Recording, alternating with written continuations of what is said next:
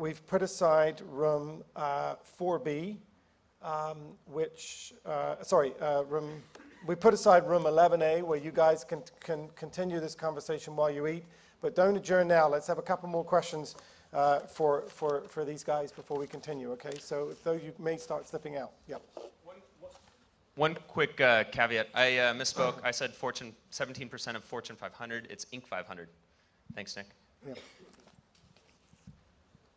Hi, it's Amisha from Brazil. I had a quick question about the team. We're thinking a lot about how we attract more people to want to work in startups. It's not something that's that common in Brazil. And we're seeing a lot of the best people go into big companies. And there's a few ways we're thinking about working with this. One is kind of an internship program focused on entrepreneurs, which we've seen from internships, which is something that happens in the UK. And we're thinking about how to market something like Startup Weekend for people that maybe don't naturally assume that I want to go and work in a startup, but see the opportunities. So have you had any experience of marketing this to audiences that aren't so keen? So I think the idea of, it goes back to Mark's answer for participation the other day.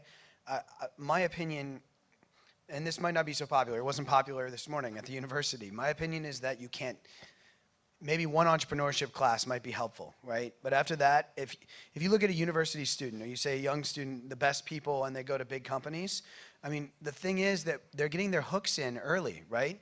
Big companies are the ones that sponsor competitions or wings of universities or departments for leaderships and things like that. They get their hooks in their freshman and sophomore year, and either that or government. And by the way, those jobs are just fine. Those are phenomenal jobs. We need people to fill those jobs. The reality is they're becoming less and less. And the other reality is we want more entrepreneurs, right?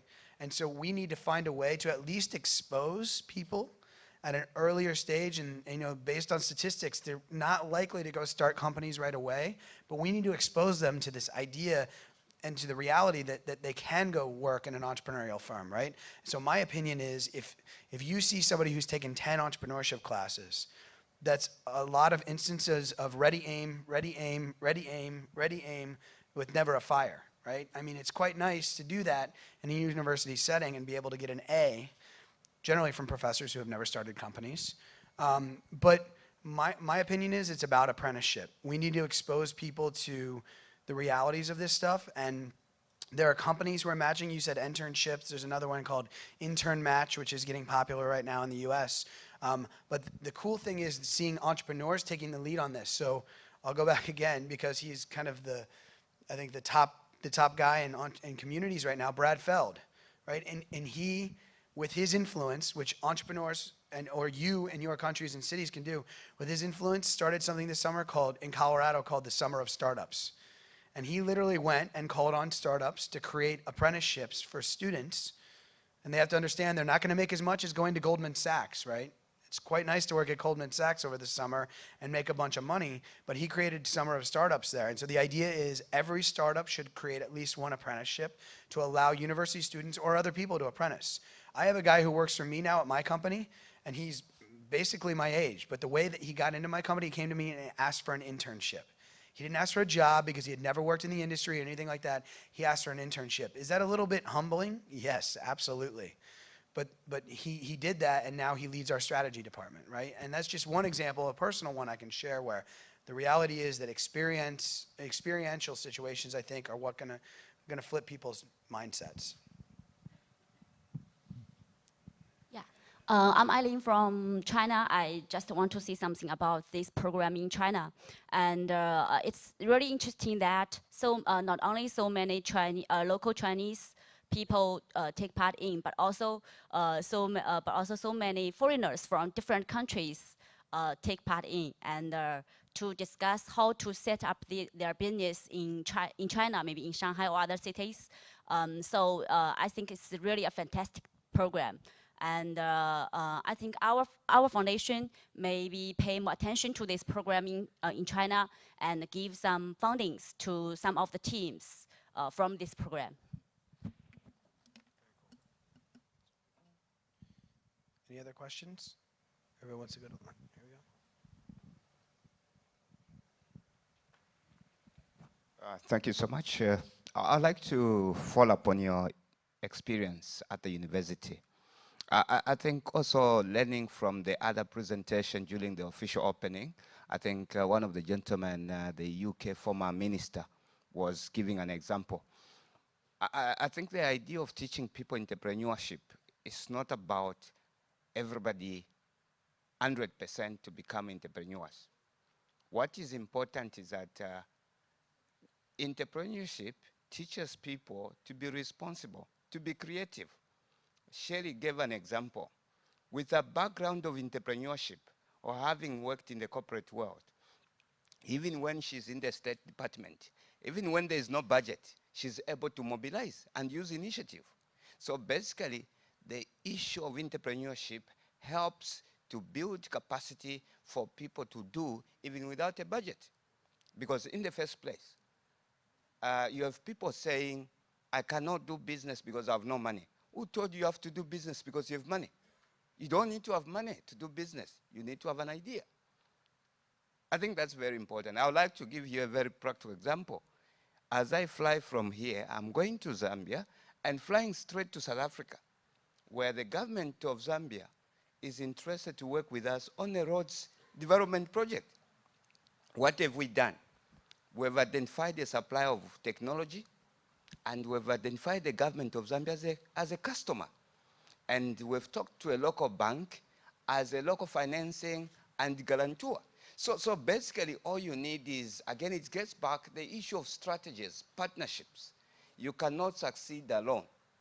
So you have to think broadly and always think beyond yourself.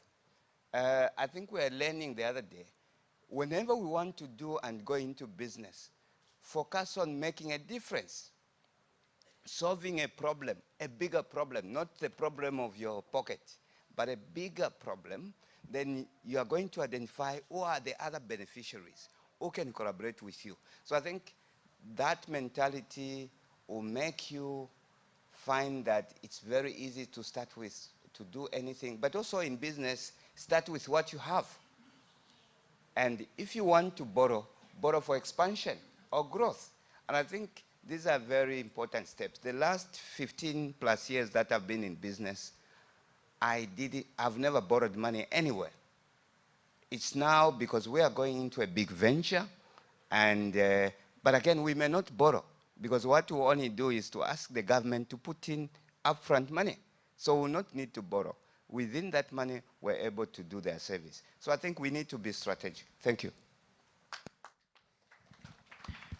I just wanted to comment on one thing. I, first of all, agree wholeheartedly with everything you said.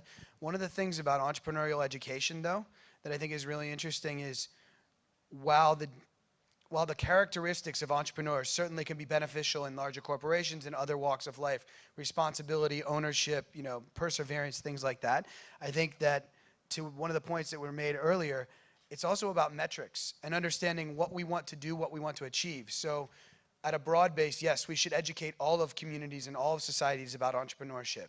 People who understand them, governmental people, big corporate, if they understand entrepreneurs better, we'll have a better overall environment for entrepreneurs, and they'll also solve problems. But I also would say that as governments and organizations put money into developing programs, as we, as volunteers, put time into developing programs, if we have a specific outcome in mind, we have to remember that we have to build to that outcome. So if it is to produce more entrepreneurs, we have to remember that that's our success criteria. So I definitely agree with you, but as we are all responsible for budgets and outcomes, we have to be very transparent about what we're trying to achieve. If it's overall education, yes. If it's creating more entrepreneurs, we have to make sure that we hold ourselves to that. So I agree and extend that. Hi, my name is Marcia Brandon from the Caribbean, Barbados Youth Business Trust. I wanted to totally agree with you on what you said about carpetbaggers and the idea not being the main thing and money not being the main thing, but people, the team. In the Caribbean, entrepreneurship is still pretty new for us. We're trying to make sure young people understand what it means to make a job for themselves and for others than to take a job. The essential thing over the years was to prepare students to go out and find jobs. Now the culture is changing very fast. But one thing I want to share with you is the fact that we've started internship, we call it cross-border internship program. And it's really focused on developing a workforce to work in startups and to work in micro and small firms. But it's actually young entrepreneurs crossing borders to work in each other's businesses as interns. It's going to, as far as we can see, help us to do exactly what you're talking about. We may not see immediate results, but I can tell you maybe in the next 10 to 15 years, it's going to become a natural thing. Absolutely. I would say that just to add to that point, I really do think that it's going to be demand driven, right? So to Nick's point, we're all pushing for the outcome of producing more entrepreneurs. Now, entrepreneurs are people that have actually taken risk. This is a vocabulary thing again, right? Because it's a very vague term, but we need to take it very seriously too. An entrepreneur is somebody who has actually jumped off the cliff, who has actually taken the risk. Not somebody that wants to, not somebody that just has an idea, but somebody that has done that. And the more that we can push that, we're going to end up getting a lot more of this demand-driven, and then we have to develop a lot more programs for the workforce development, getting these people in to be the first, the third, the 10th employees that still understand entrepreneurship. So then again, back to the education. Yeah, I know we're probably out of time here. So why don't we, we're going to break for lunch. We're going to be in room 411B. Okay, perfect. Let us know if you have questions. Thank you.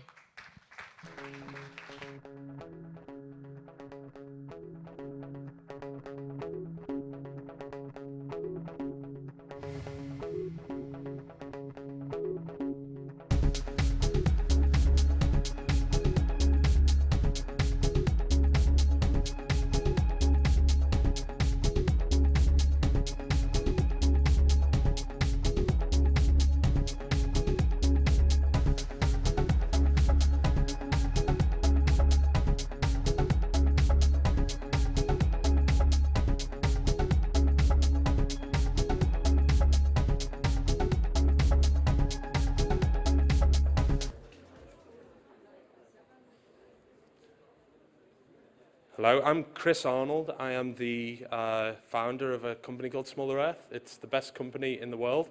Everybody says that, but I'm right. Guys, everyone, today we're about to film something for TV. And if you could really help me out, because I'm not a natural TV presenter, but that's my job at the moment. That's my job this week. So if anybody in here does not want to have their image on TV, please, if you could maybe move to the sides. You're not going to be focused on it, and it's going to be nice. We'll make you look nice. But if you don't want to be on, please move to the sides. Well, just because the cameras are more focused on me because I've got this big ego. So if you're at the sides, they won't get you. Okay? So what this is Your Big Year. Your Big Year is an official featured event of Global Entrepreneurship Week. And it's something that I was asked to lead by Jonathan and those guys a few years ago, and I love it. And this year we had 60,000 people compete from 220 countries. Did you know there were 220 countries? I didn't know there was 220 countries. Maybe they include some states, but it's a lot of places. We had 15,000 beautiful Brazilians. Thank you, Giuliano. We had lots of other people. And what we're down to is 16 finalists. We flew 16 people from 14 different countries to Liverpool a week ago to compete. And they've been competing really hard. We've really put them through their paces. It's been very difficult. Actually, we dropped to 6, and then we dropped to 3. And we're down to our final 3. And by the end of today, we'll have our winner. And the winner gets to travel the world for a year, visiting different projects, meeting lots of community and business leaders around the world, and they get to meet world leaders too. That's pretty cool. In a moment, not just yet, but in a moment, we'll have our first finalist, one of the 3, come into the room, and you guys will get to ask questions. could you please raise your hand or stand for me if you've got Charles question 1? That'd be really... Giuliano, excellent. How about Charles question 2? Over there, excellent. We're just seeing where the mics have to go, that's all. And then Charles question 3. Charles? Charles question 3 is not Dash. Excellent. So after that, we will have Barbara, and Barbara will be asked question 1, 2, and 3, and then we will have our final person. Barbara's from the US, Charles is from Uganda, and we'll have Flaco, or Flaco I think means the skinny one in Spanish, I'm not sure, which is kind of cool, but Flaco or Carlos from Colombia is our final competitor. You guys are part of selecting who will be the Your Big Year Ambassador 2012. Okay? You ready? Is that okay? Right. Well, let me introduce to you, am I okay? Let me introduce to you one of the most spectacular people that I've met in the last few years. I've met a lot of spectacular young people, and I'm excited, and we're about to run a huge, much bigger project in some ways next year. But Charles, come to the stage, please.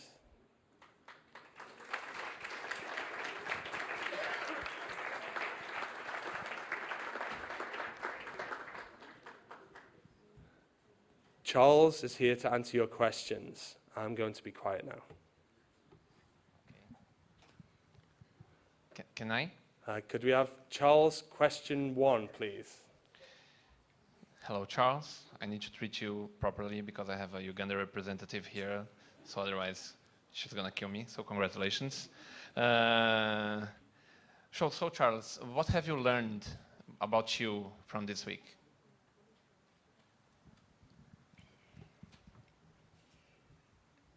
Throughout the week, we've been given quite a number of tests, and these tests have helped me identify particular aspects of myself that I had never come to realize. And the few aspects that I want to point out that I've learned about myself are critical thinking and critical decision making. Often a number of times this week I've been called upon to make a decision in a split second for my team. And I'm very glad that the decisions I've made have made my team the best during this competition. Secondly, I've come to realize that I can effectively assess myself very well. During the course of the week, I would sit down after I've delivered or I've given a response to the task I've been given, and I was able to know where I went wrong or what I did the best. And quite a number of assessments I made were also what the judges thought. So I've learned that I'm actually good at self-assessment. The other thing I've learned is I'm a creator. A creator is a person who comes up with so many different awesome ideas. However, I need to work on collecting a team so that I'm complemented with people of other temperaments. For example, stars or people who can create the idea itself. I could have a very awesome idea, but I need to learn to involve other people in that idea so that we can make it work. Yes.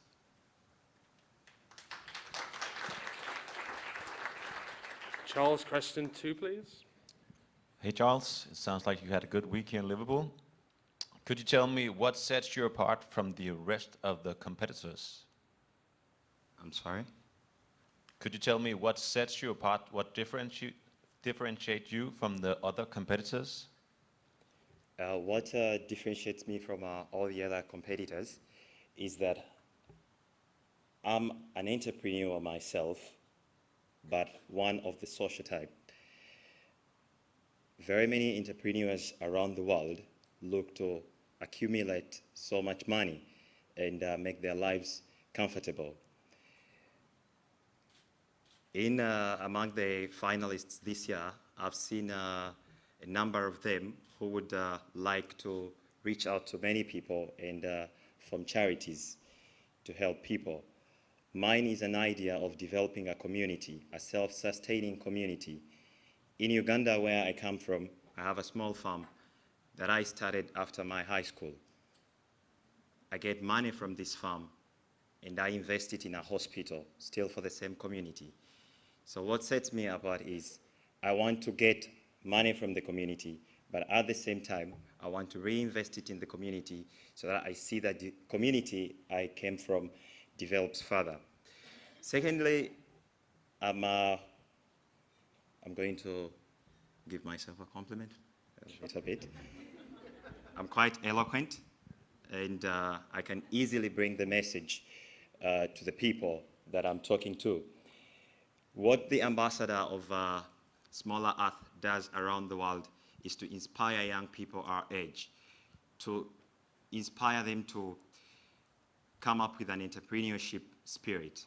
This is something that I've been doing so well around my country. I can easily identify people with very successful stories and relay them to various audiences in the best way possible to create inspiration.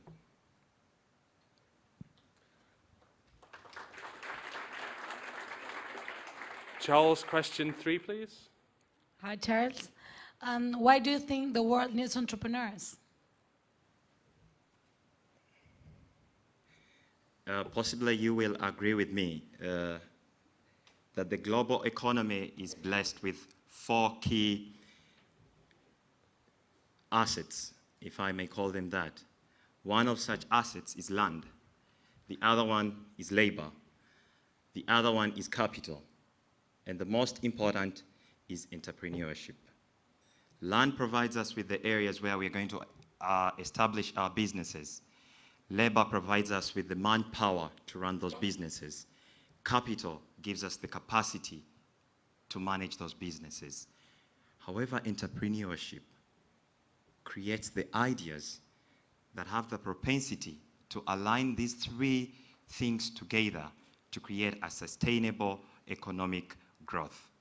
So I think the world needs entrepreneurs not only to accumulate wealth, but to be able to exploit or to utilize the economic resources that we have to make the world a better place.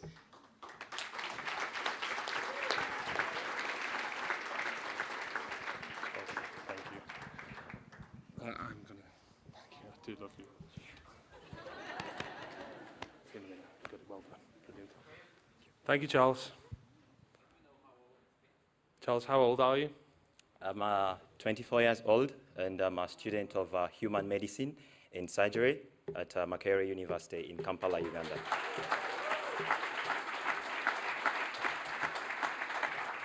Okay, get off the stage now, or they'll all fall Thank in you love. so much. We will do a vote at the end where we'll ask you to raise your hands. But hands up in the first time if you love Charles. Okay, I love Charles too.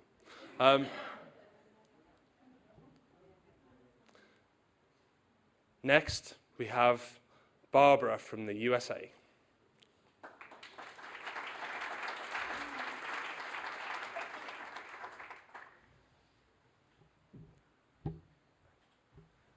Hello. So yeah, he's right. I am from the USA, and I'm 21 years old as well. Yes, very young. Could we have Barbara question 1, please? Hello, Barbara. So what have you learnt about yourself this week? Okay, so I learned that I can function on very little sleep for a very long time. But I also learned that I'm more of a leader than I thought, which is pretty comforting considering all the things we're trying to do. Like a week ago, I would probably not be comfortable up here talking to a group of leaders like yourselves and very influential people. So I think I've changed in that way. My friends would not recognize me right now. Could we have Barbara question 2, please?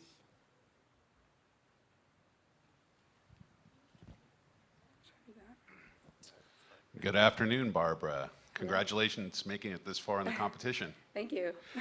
All right, here's what I would like to know. What is it that differentiates you from all the other competitors? Okay. I like to think that I can connect with people. So I think that's my strongest suit, like my strongest characteristic, my curiosity about people and my humility with them, and that they have so much to offer and that I really want to get to know that. I would rather learn than preach almost. So I think that would be the way that I differentiate, is I'm all too aware of how little I know about the world, and I want to hear everyone's perspective. Could we have Barbara question 3, please?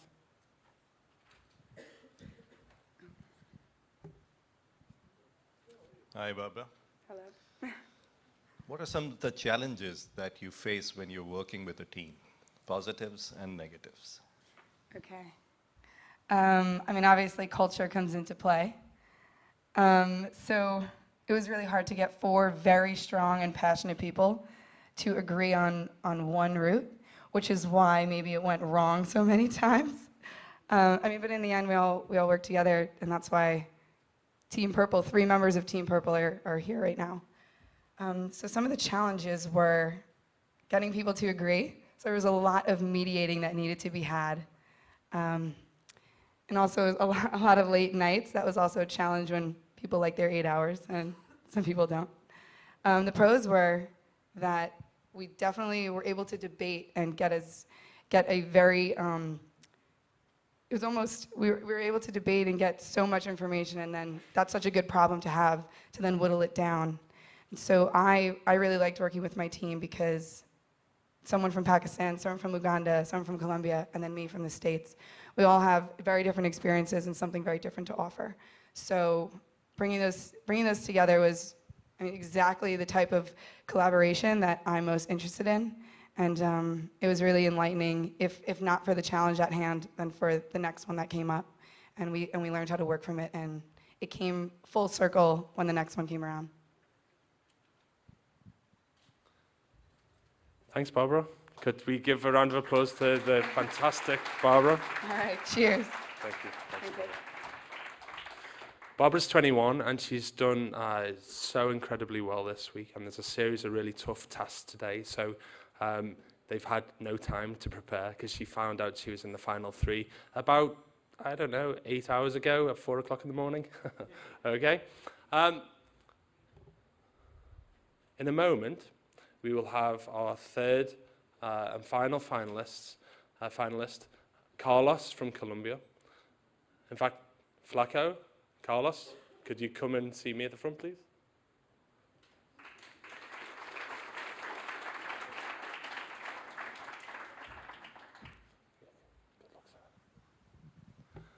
Could we have Carlos or Flaco question 1, please? Hello. From what Chris has been telling us, you've been through a very intensive experience this week. So I guess the question would be, what have you learned about yourself during this very intensive experience? Well, it's, like you said, it has been like a truly new experience for me. I never crossed the ocean before, so well, it was a pretty long flight to get here. So it has been great. Especially, I've learned a lot of myself that I didn't know that I was capable of. First, I learned that I can be funny in English, so that's a good thing. But I learned, especially, well, I always thought that life gives you like signs, especially in music. And one of the first songs that I heard when I get here was the one that they use for the Liverpool team, that is "You Never Walk Alone." So I understand that meeting all these people from all around the world, that you really don't walk alone every time, and you always want to, I don't know, to separate you from society and have your own ideas and see what you think about it. And when you're always talking to your mind, you're saying, oh, well, I'm right. But when you get to see totally different perspectives of people from India, people from Pakistan, people from the USA, people, even from Brazil, that is Latin America, we have so different thoughts, so different problems, some different ideas, that your idea that you thought it was great, maybe it's just too little for other people. And now you can start to build something more bigger. Well, I have now 15 different perspectives of my idea, and now I know that I'm going back to Colombia with like a stronghold of idea, not just a piece of sand. So I think that's the two most important things that I have learned in this week.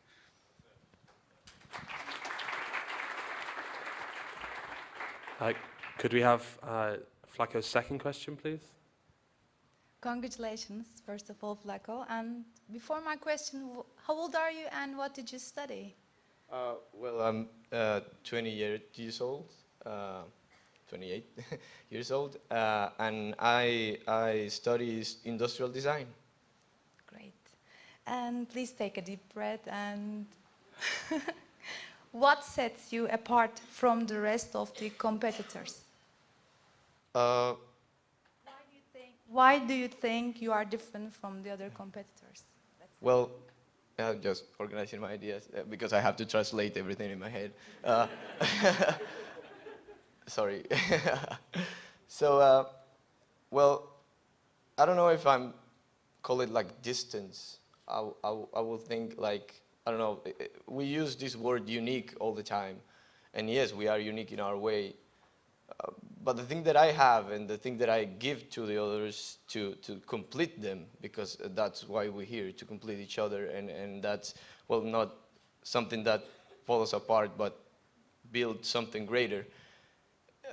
I think I'm always thinking to make this world a more funnier place, so to speak, because sometimes we worry too much. And we have to worry about things. It's good. It's what makes us who we are.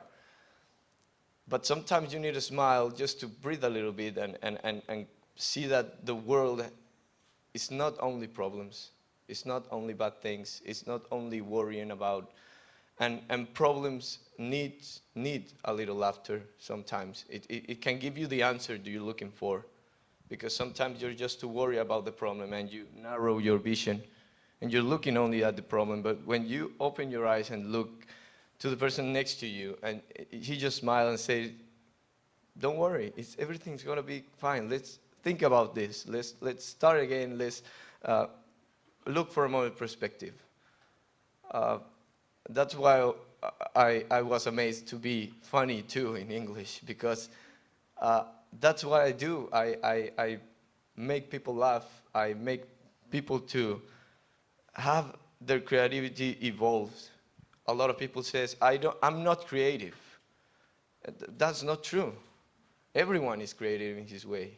The only problem is that we lock ourselves in and think we are not. And that's the thing that I think that I have. I help people to improve their creativity and to think they can have other ways to look at the problems and go forward and create better things.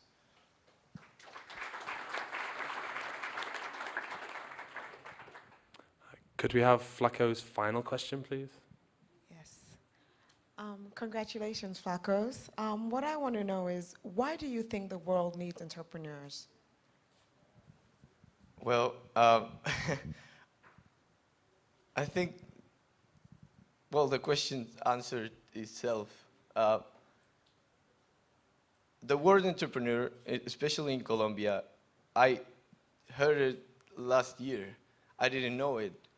So it was amazing because when I first hear it, like I was seeing it everywhere I go. I see the TV and there it was it. I talked to someone and there it was it. So did you read this new entrepreneur book about why it starts itself? So why we need entrepreneurs? Because entrepreneur is like the first ball in an avalanche. It's that little thing that, I don't know, people don't know that it's there until you start hearing the sound. And it's just over you, and it's all overwhelmed, and that's it. That's entrepreneurs. That's one person that starts a movement, and a lot of people start following, and you just can't stop that thing. You're just gonna look back and says, okay, I'm here. Take me with you, right? So what we need? Why do we need that? Because ideas are what has made this world what it is, good or bad. But we need new ideas. We need them constantly, because if we just like stop where we are and when the ideas where we are that we already have, we're not growing, we're not learning, and when you stop to learn, you just, I don't know. I always thought that it's like dying. If you start to not seeing the simple things in life and to learn from them and to learn from people all around you, well, so why are we here, right? So entrepreneurs are the ones that are there to give dreams to the people that think they have not, that just stopped living. And we need dreams. We need it. If someone here had stopped dreaming, well, you don't be here listening to a crazy Colombian talking about an avalanche. So that's why I think we need entrepreneurs here.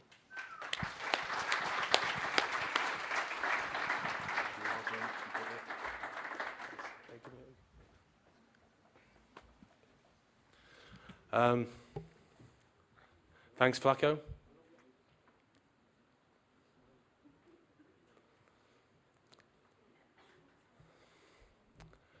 These guys are people that you're big year.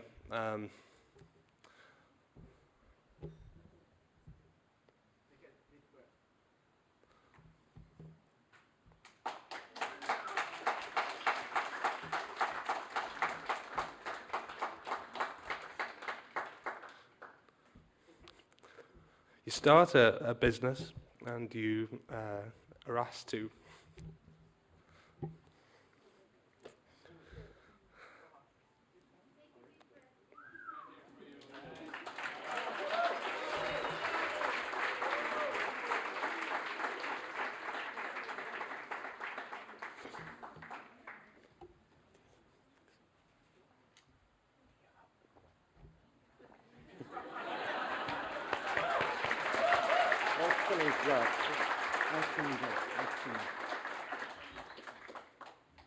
Yeah, I'm crying. It was just a competition, and suddenly, 2 years later, I'm invested in lots of people, and I love them. So, Tony, I'm being a bit pathetic, but that's okay. Tony, do you want to do the next bit? Tony? Okay, go on, stand over here. Yes. Okay, guys.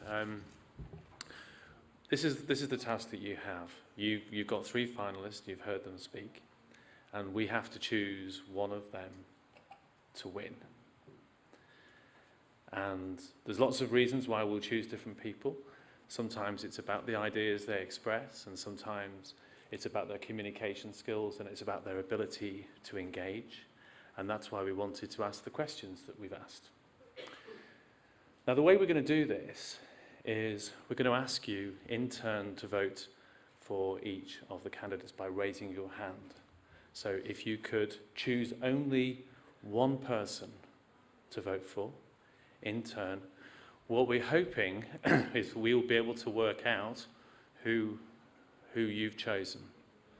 But if that isn't the case, then we might need to come back again. So, I'm going to ask you first to raise your hand for Charles, then Barbara, then Flacco, so we can have a sense of the room, who the Congress wants to be their ambassador. You can't know, I'm sorry. So, if we're all clear, those who believe Charles is or should be the ambassador for your big year, would you please raise your hand?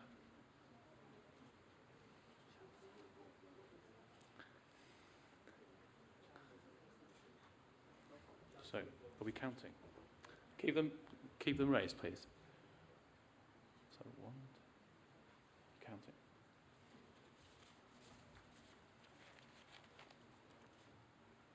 Keep them raised, please.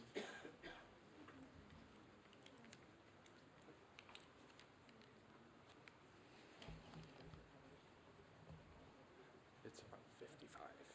Okay, thank you very much. Those of you who believe that Barbara should be the Your Big Year Global Ambassador, please raise your hand.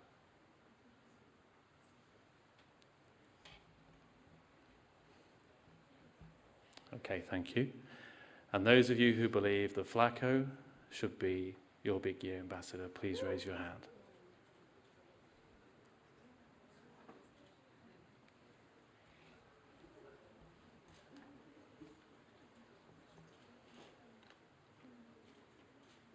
Please keep them raised high, keep them high so we can count them if you want them to matter.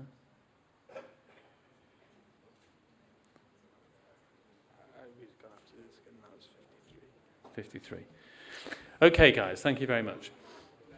Now, the problem we have is that we've done a rough count and we're within a vote of Charles and Flacco. And I know this is going to be slightly inconvenient, but what I'm going to ask you to do is to go to the left if you support Charles, or you're going to have to go to the right if you support Flacco. Okay?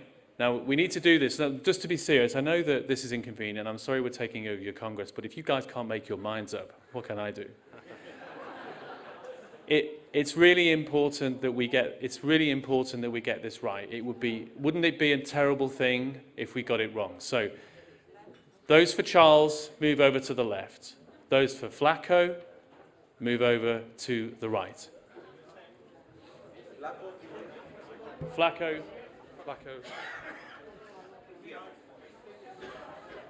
Flacco to the right, Charles to the left. Okay. So you're a Flacco? Yeah.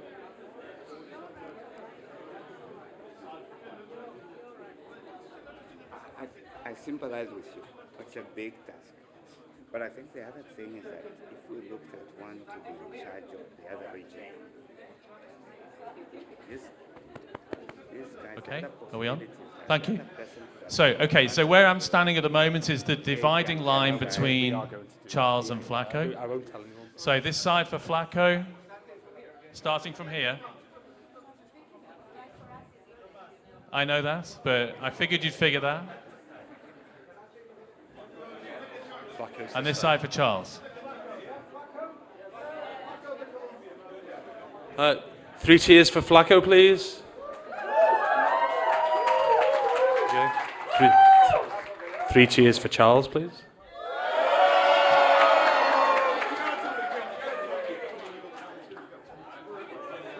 Okay, so Yeah.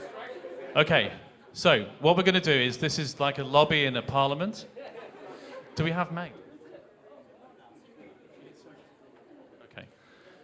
They have got other tasks today, so this isn't the final vote, but so we probably need to speed it up slightly, I suppose. Sarah.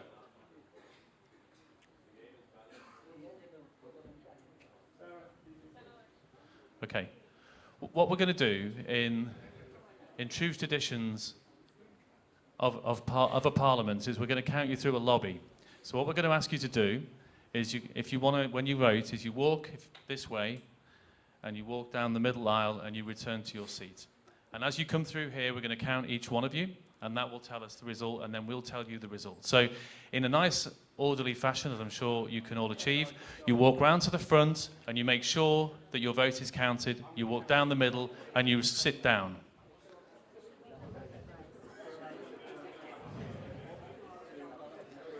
You start.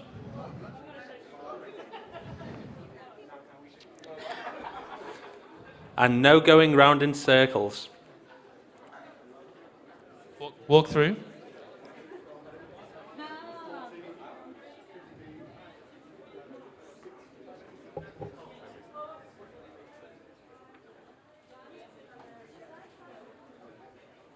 You're going to answer results. Can you do that this time? Yeah, sorry, just got me. That's okay. It's cool. We enjoyed that. You liked that? We enjoyed it. Yeah, but you did. But, are you happy to announce the results? Yeah, I don't mind. And because I'm going to finish. Yeah, only you want.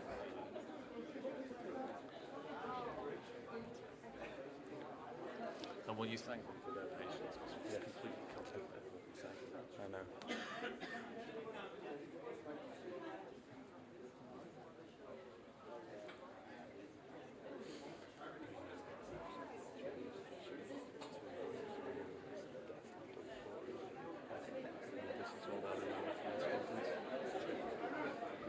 Thank you, sir. Anita. If you tell any of our staff that I was crying, you're fired.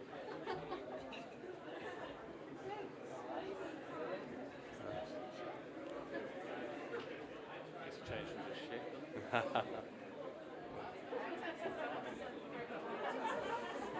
Good. I'm doing it.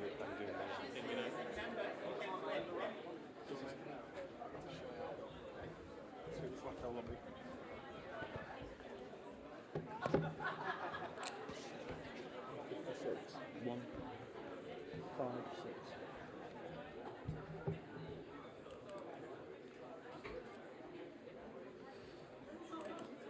You get a lot of abstentions first time.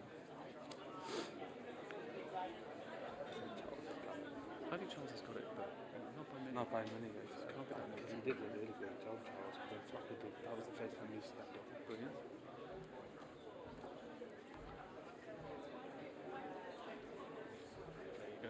Yes, 64 and 56. Wow, okay, that's great. Do you want that just in case? Several people. Yeah. Just wait. Yep.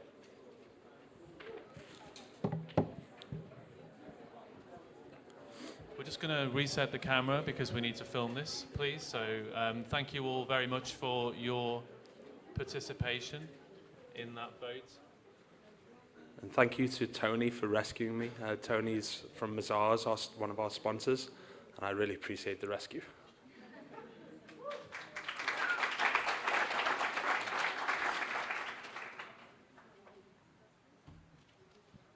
Okay. Yes, we have a winner in the vote. There are many other tasks today, but in this task and answering your questions, Flacco had 56 votes.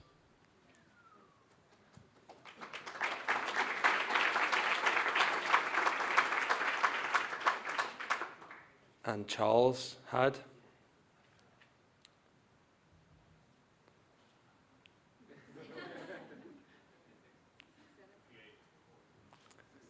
64 votes.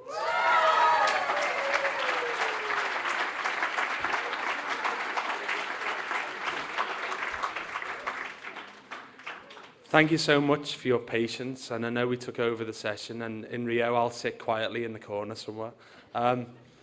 However, I just wanted to tell you this. I am invested in these people, and this project has been a unique one for me, a fabulous one for me, and to meet some inspirational people who are quite a bit younger than me now, it makes me competitive, makes me want to change the world like they are about to change the world. It's a great thing to see.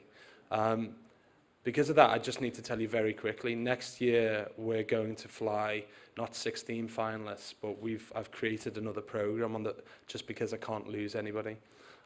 Next year we're flying 1,000 people to Liverpool, and for 3 days we'll inspire them. They'll inspire me really, and then we're going to fly all 1,000 of them for a 3-week program to drop into the most high impact offices in the world. And at the end of that 3 weeks, they're all going to come back together again for 3 days in New York. And I think that is going to change 1,000 lives, but more than anything, I'm going to cry non-stop. And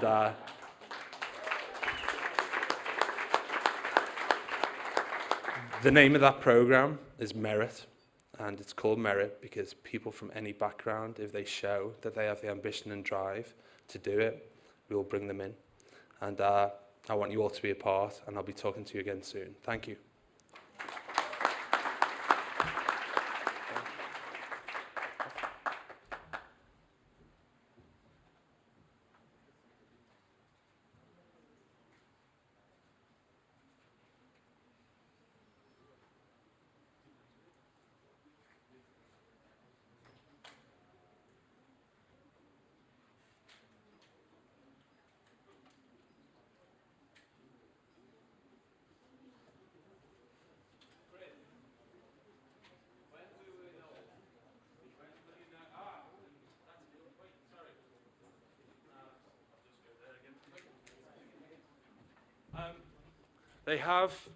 They've had to write a manifesto this morning. Yes, like you do, you write a manifesto in the morning, and then they've had to answer these questions. They're about to, and they're not close, are they? They can't hear. They're about to be surrounded by the, I guess, beaten finalists, where they'll be grilled to see who's going to be the best representative for the group.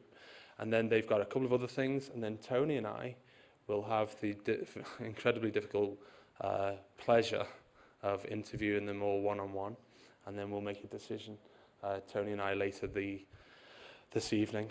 I will be at the gala dinner, and I will have a few minutes on stage, and if we know by then, I will tell you. My thought is we won't. So I'll run out, we'll do the reveal, and I'll run back, and the first people I will tell are you guys, and I'll see you later. Thank you.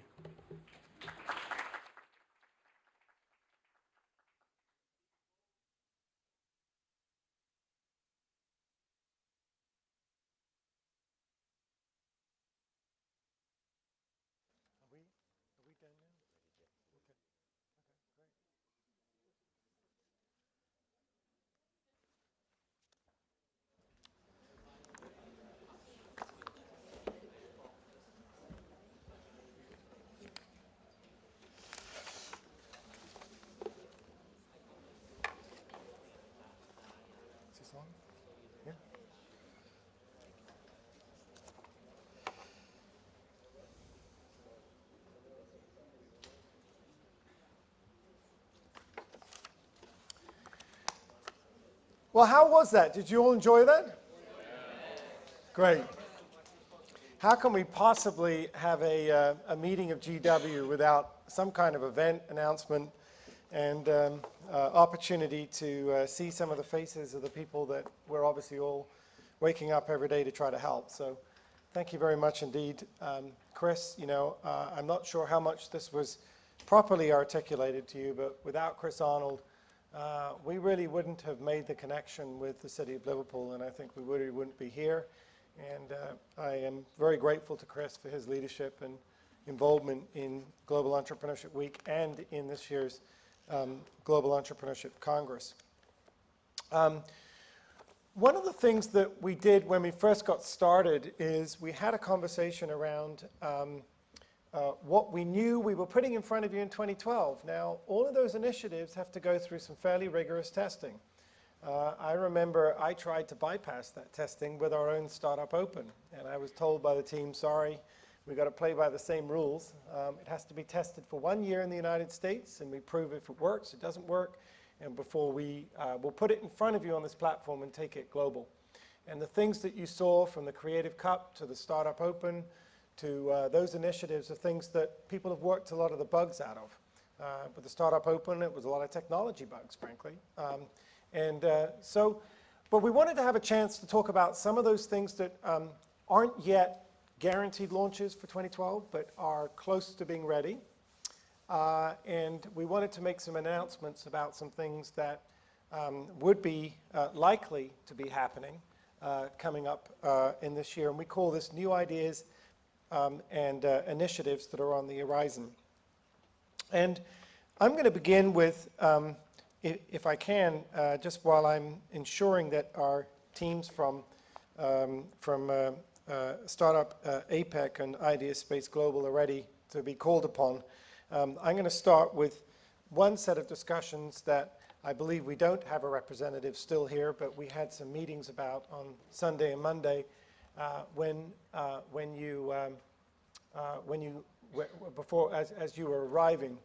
And that is that, as many of you may have heard, in the United States, you've heard about something called Startup America.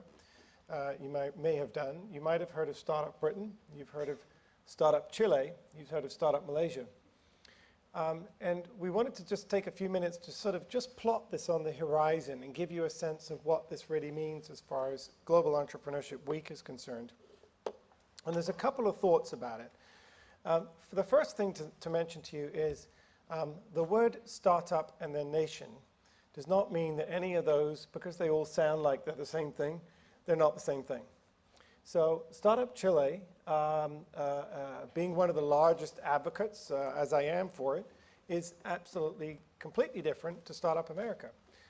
Startup America is an effort that was launched by President Obama, but which the Kauffman Foundation funds with Steve Case, former founder of AOL, a private partnership version of it, is an initiative which predominantly our strategic objective with it was to try to get more corporations to get involved in helping startups and entrepreneurs.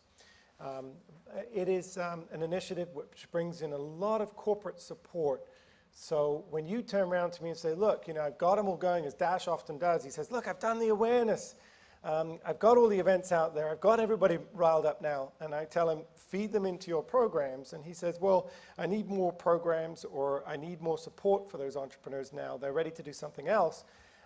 This is one of the things that Startup America, as just one example, has done, bringing lots of support from corporations for startups. Now, Startup Chile, as you all well know, from our fearless leader in the back, Horatio Melo, is a super initiative to bring people, talent, and networks from one country into another, something that we try to do at Global Entrepreneurship Week, but perhaps not with the same panache that the government of Chile has boldly done. So I want to make sure the first word is a word of caution to say, don't assume that because you've heard there's a Startup Malaysia or there's a Startup America or there's a Startup Chile, that they're all the same thing. But there are indeed a growing number of initiatives which are trying to do the things that we're doing and which are, and I've loosely labeled this the Startup Nations movement. I'd like to think that much of this is happening because of the energy of Global Entrepreneurship Week, but it's also happening, I think, because of availability of much more concrete data indicating why governments should focus on making their nation startup nation. I'd like to think it's also a part of much greater attention to entrepreneurs. They seem to be elevated on the pedestal more often. So we have a variety of these initiatives. And the comment we really wanted to make is we wanted to suggest that you evaluate what they are in your countries and work out how to integrate with them. You need, like every partnership you develop, you're going to have, as the Brazilians have taught us, you're going to have general event partners, for which I imagine the bar's pretty low. You know, they say, look, I'm a school, I'm going to do an event. They can go on the website, sign up. You're not going to do tons of due diligence as to, well, do I want our campaign to have this part of it. And then your core strategic partners, you bet, you want to make sure that you're dealing with a credible organization, with or a credible individual who is bringing value to Mark Naga's model of the Startup Foundation ecosystem. You know, like he or she or they are bringing different components to my campaign and will help me reach different audiences and help me reach different parts of my country.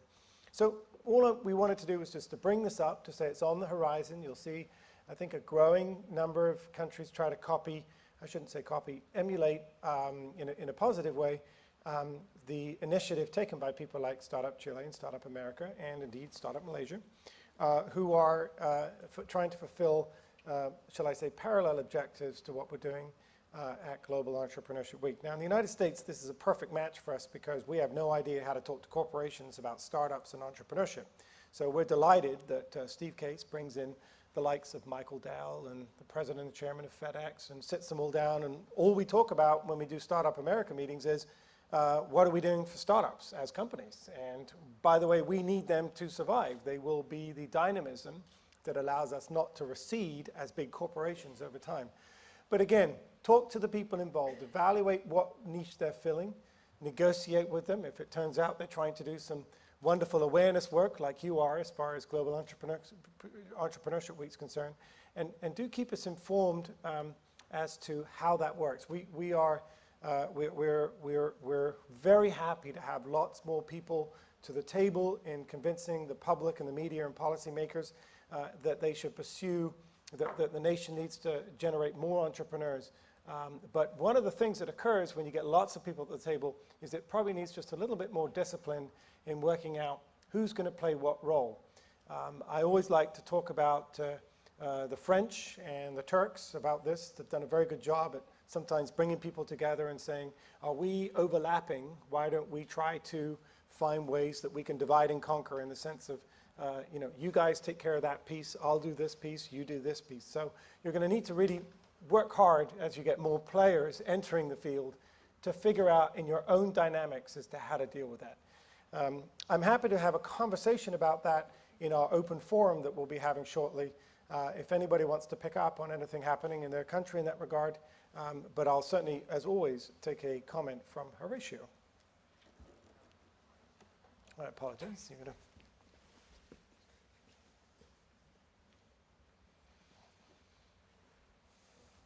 Hello. Hello. Just you to can add step up here if you want, so people don't have to ring their necks. I think you all know Horatio Mello from Startup Chile. Sorry for interrupting you. No. Very quick. In a partnership with the Kaufman Foundation, we write down last year the Startup Chile model. So now it's available a playbook that we built and have all the information on how we create the Startup Chile model, and also all the details that made Startup Chile happen. So we create Startup Chile because there's a specific need in Chile related with the isolation and the mental isolation. And of course, your needs have some difference and some things in common.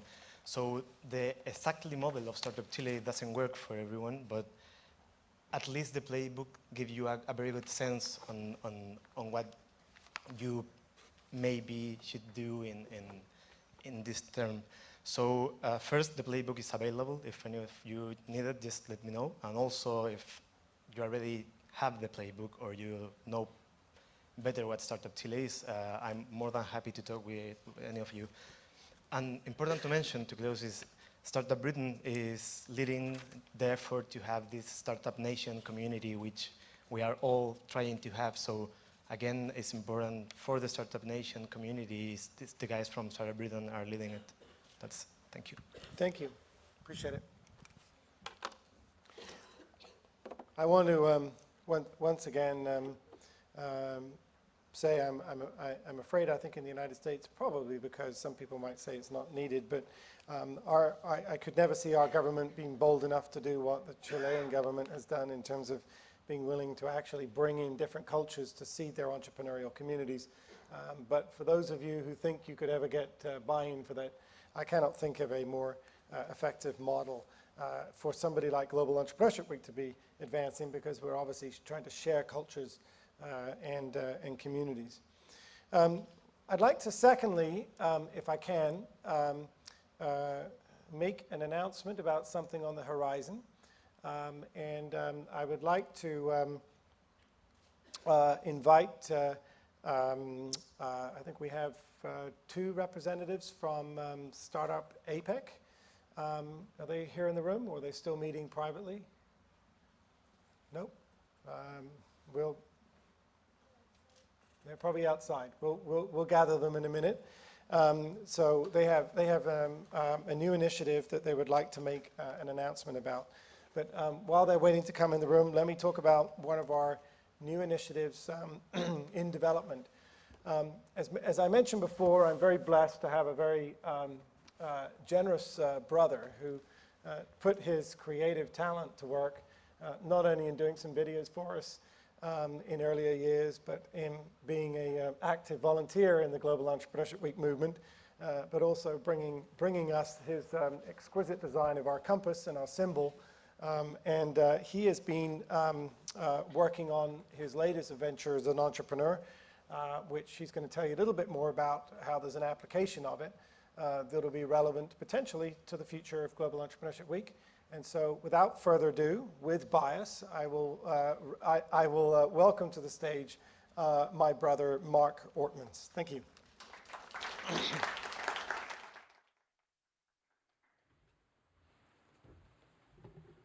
Thank you, Jonathan. Good afternoon, everybody. My vote goes for Chris, by the way, for earlier. I think that was an amazing performance. Okay, so good afternoon, everybody, and I'm Mark Ortmans, as Jonathan said, and I am an entrepreneur. And as all entrepreneurs find, when you have an idea, it's very difficult to shake it off and to walk away from it. And hopefully I can share this vision with you as to what we're going to be producing. So this is something we're producing deliberately for you. It aims to, for me, address one of the challenges that everybody faces, that after the week there's a lot of excitement and there's a lot of hunger by those entrepreneurs to go somewhere, to do something, to be pointed at something. And in many countries there are some support organizations and available to them, but in many there aren't.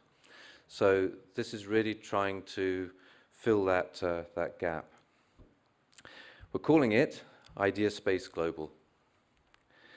So to help you understand what that is, we prepared a little video. Idea Space Global is designed for you. Welcome to the Knowledge Hub and collaborative workspace for entrepreneurs everywhere. The Idea Space Knowledge Hub provides video and other media, from inspirational talks to how-to courses. Share new ideas and learn business skills that enable you to work smart. Idea Space Global is working with Global Entrepreneurship Week and universities to give you free access to world-class knowledge and expertise. Sign in and connect with other entrepreneurs and organizations around the world. Match skills, create a team, and locate who is in your community. In your workspace, you can work virtually anywhere, develop your ideas securely, collaborate as a group, and manage your business from projects to finance. Through this global community, you can find mentors to guide and advise you every step of the way, access tools to develop a business plan, and find ways to build a successful venture. Sign up today and turn your aspiration into enterprise. Idea Space Global. Your idea, your space.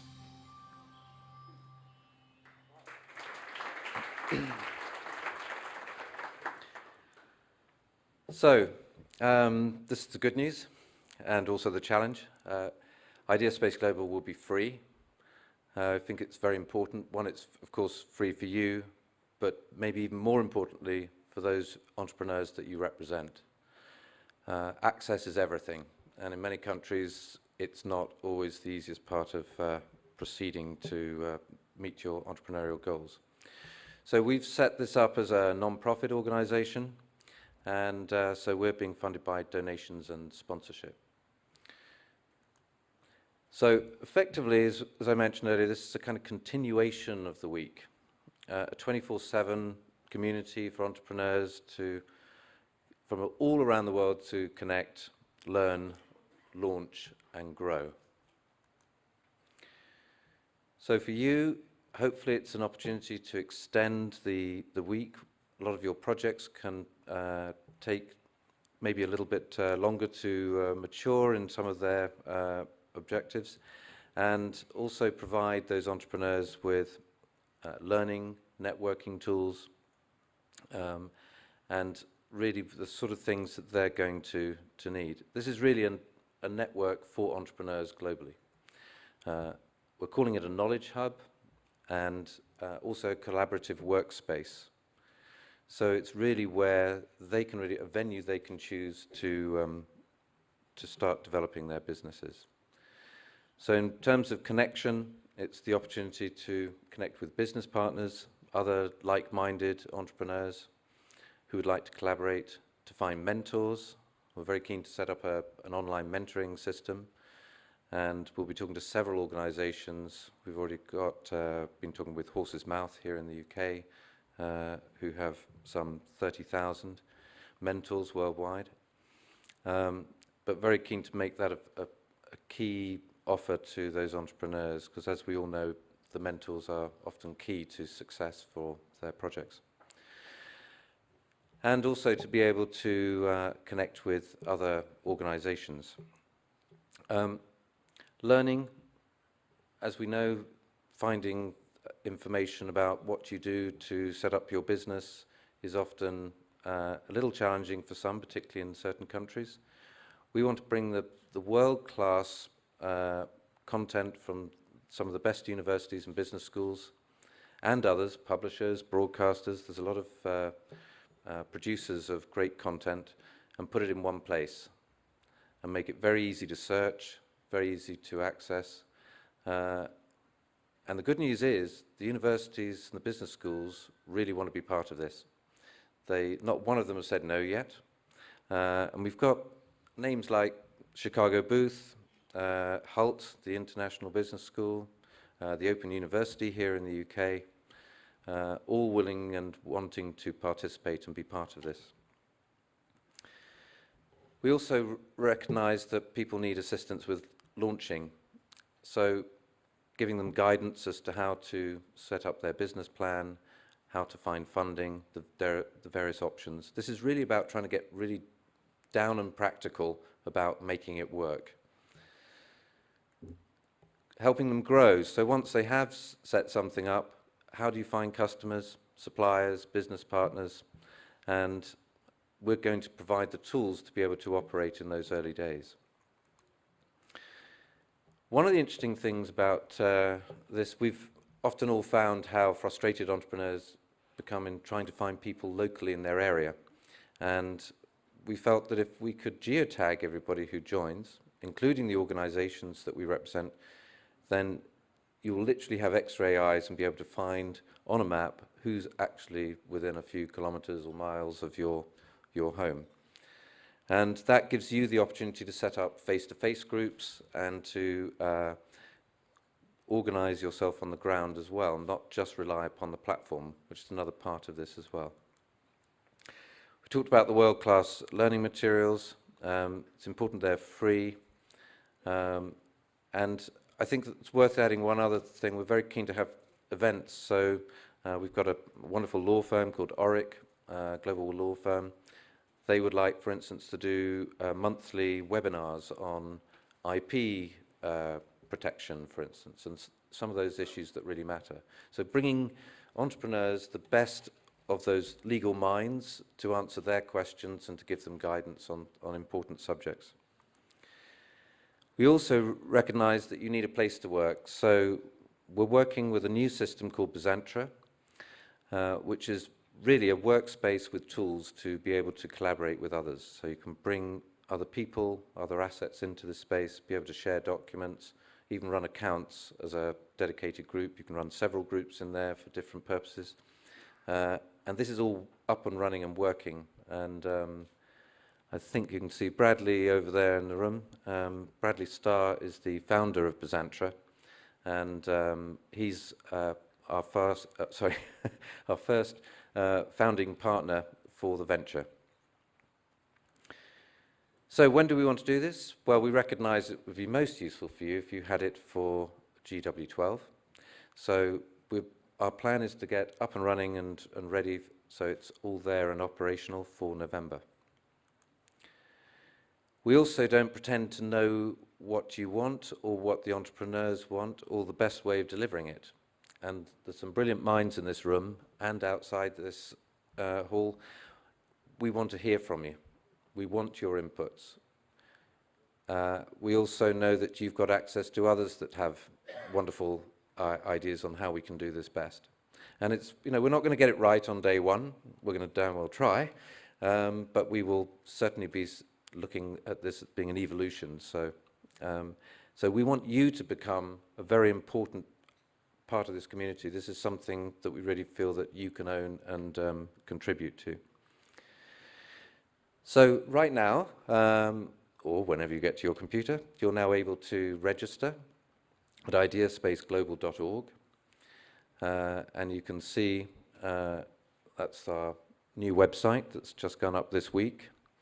And if you look on the right, you'll see there's an area called Sponsors and Partners, and you can sign in there and provide us a little bit of detail on yourself. And then we can start to build a conversation with you and start to hear your thoughts and ideas. So that's where we're at. I think really what I would like to just finish with is saying that I'd like you to help us, this is the challenge, help us start a global network for entrepreneurs and by entrepreneurs. Thanks very much.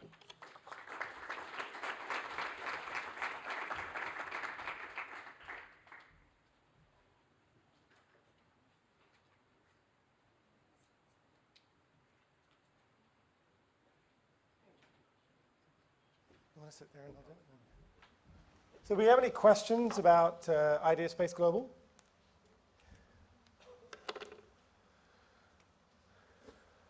Okay, there's one down there. They're sending a mic down to you.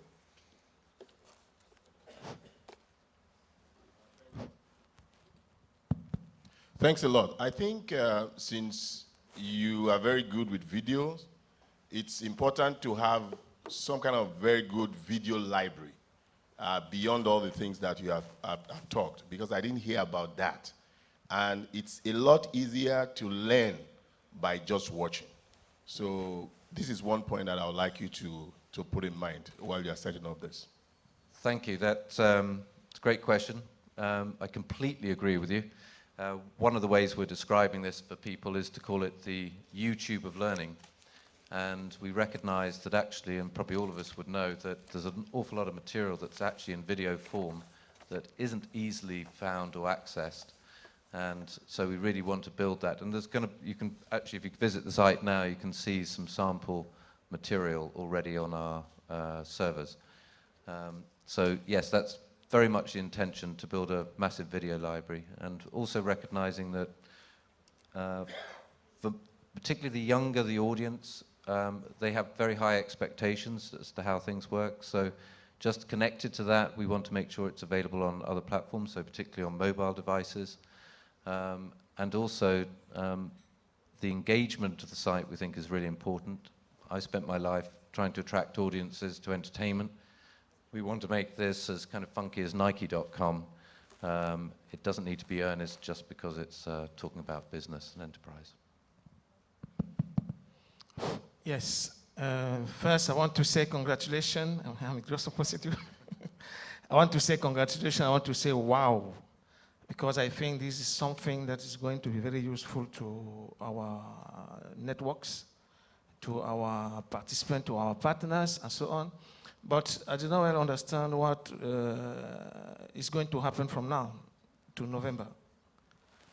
Can we register from this introduction? How can we proceed to link or to introduce our universities, our high schools, and so on? Can we start promoting this among our youth, among our participants, and so on? I think it's a bit necessary to be clarified for me. Yes, I think, I mean, we're keen to start as many conversations with you as possible, as soon as possible, because time is not on our side.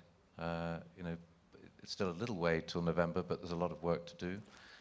We certainly would love to be able to connect to local universities in your country and other schools and others that would like to participate in the program. And keep in mind, this also broadens to their students who also would like to connect with other students around the world and find a platform that provides that opportunity.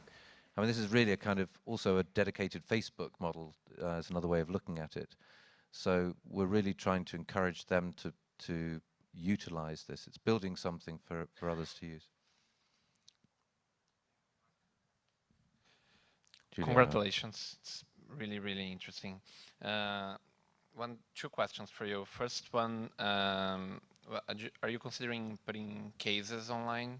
And second, could this engine work in separate networks? You are a non-profit. but of course you're looking for trying to make this sustainable somehow.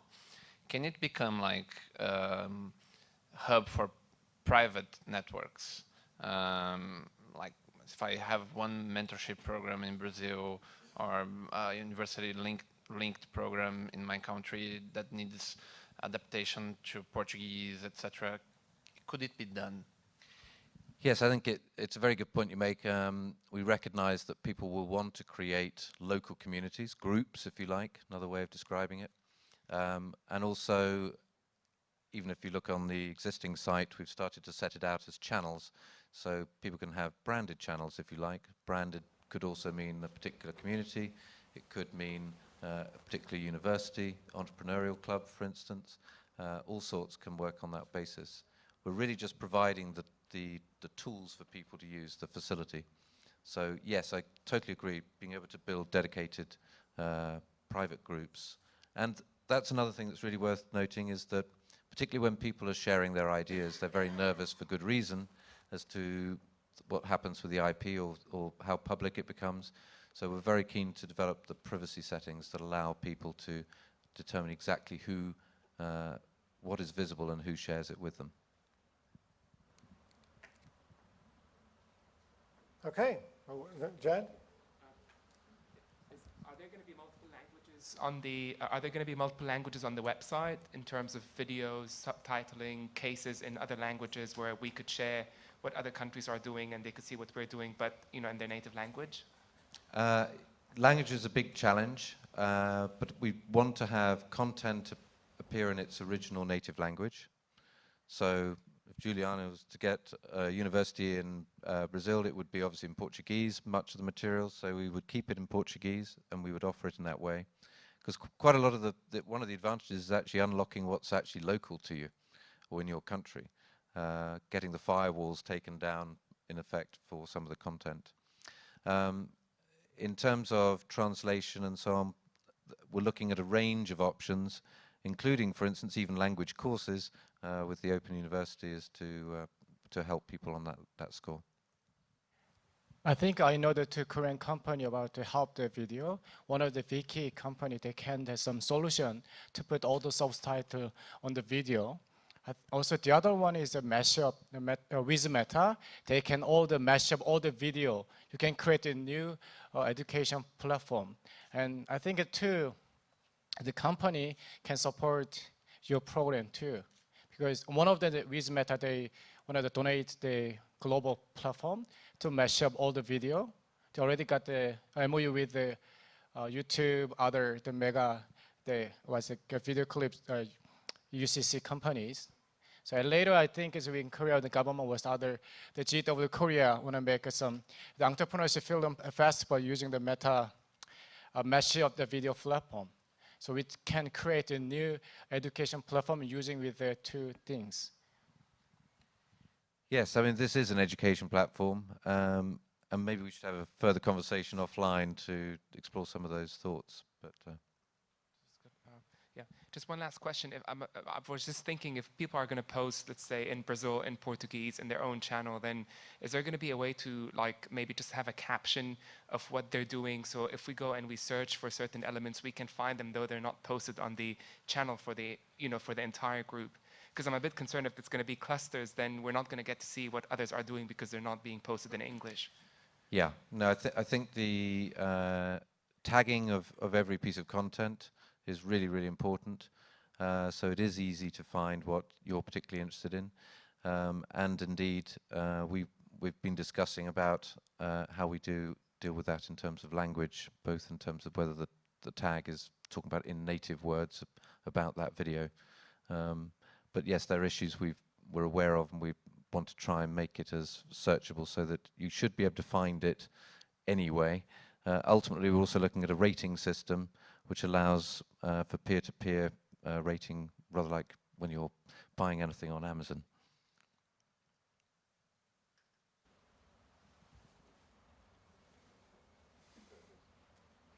Okay, another question? Another question about the sharing of the videos and stuff.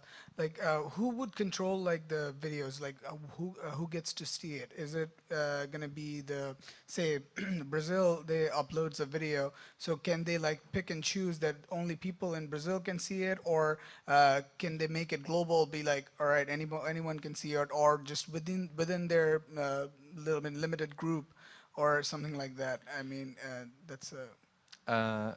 I think depends what kind of video it is, but I think what we're keen to do is to have as much rights-free material so that anybody can see anything.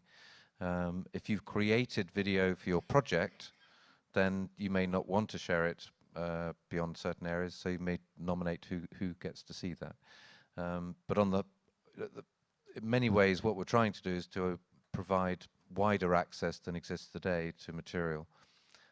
So, for instance, there are universities that put things on hubs here in the UK that is freely available, but it's maybe not promoted to a wider audience, so you wouldn't know to find it even if you could. So some of this is making it visible in many ways for people. And just to say, Bradley and I will be around for the rest of today, so if anybody wants to come up and see us, that'd be fantastic. And we'll try and answer more of those questions directly.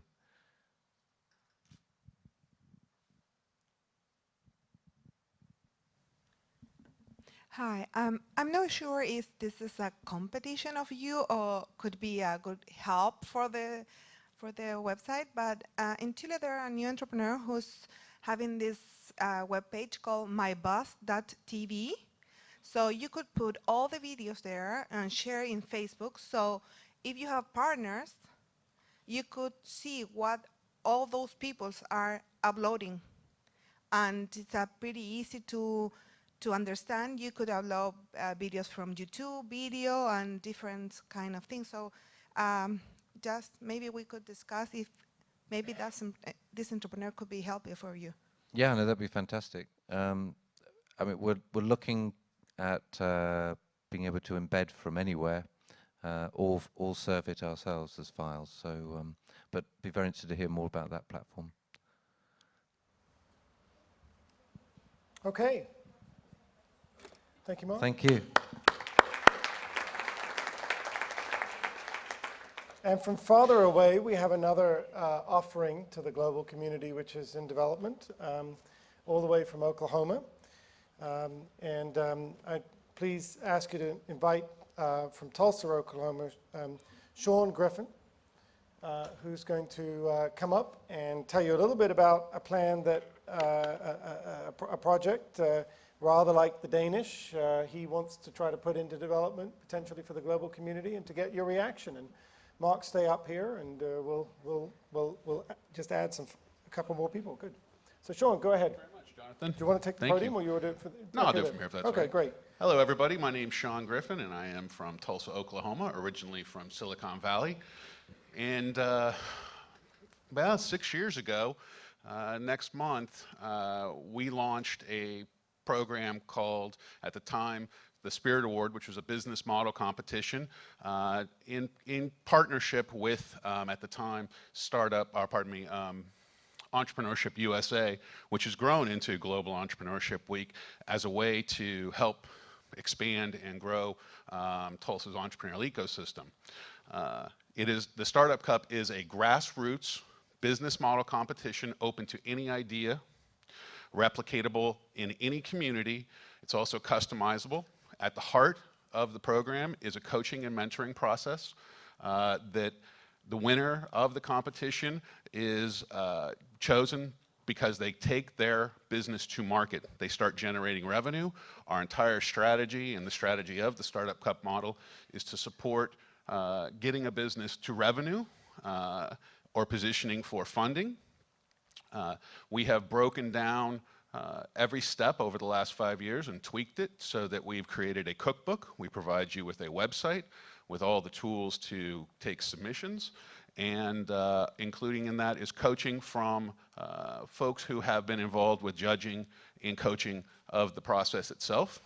Next month, in April, we will launch 3 startup cups, one in Silicon Valley on April 5th, one in Northwest Arkansas on the 24th, and then Tulsa Startup Cup on April 10th. The kickoff events are designed to have a coaching of business models so people understand what the difference between a business plan and a business model is. Our philosophy is the business plan is dead, and that the business model is the key to helping any aspiring or raw entrepreneur take their business to market quickly. We use visual thinking tools to help support the business model development process in an attempt to overcome any language barriers that might exist. And we can create the website in any language that you would like to have it produced in. I think that's about it.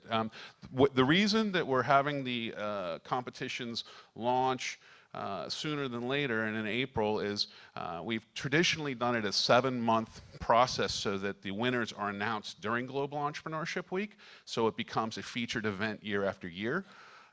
What we've seen is and entrepreneurs get much better at understanding the business model process and the difference between the business plan. And then the entrepreneurs themselves start coaching and mentoring other entrepreneurs that have gone through the competition. We're seeing on average 12 new startups operating at the end of the competition. Since we've started, we have 100% of all the winners still in operation. And in the top 12, we have 68% of those businesses still in operation.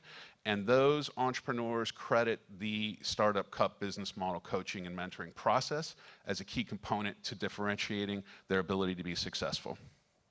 And we're interested in expanding the Cup globally. If anybody here is interested, they can see me and talk more about how you could implement and create a program in your community, or you could visit startupcup.com. I have been told by my partners, and I'll add this one thing, who are working with me on this, that if we can get to 7 startup cups and we can have 2 of them outside the United States, we will hold the World Startup Cup. And that is my ultimate hope, is that we can get this into a situation where each year, particularly during Global Entrepreneurship Week, we would hold the World Startup Cup. Thank you. Any questions?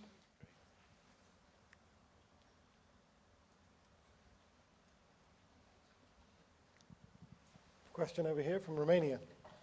Yes, for an organization interested to hold a Startup Cup and organize the whole process, what kind of support would you provide in terms of the materials, the process, and the methodology? We hold a monthly coaching session with all the Startup Cup partners.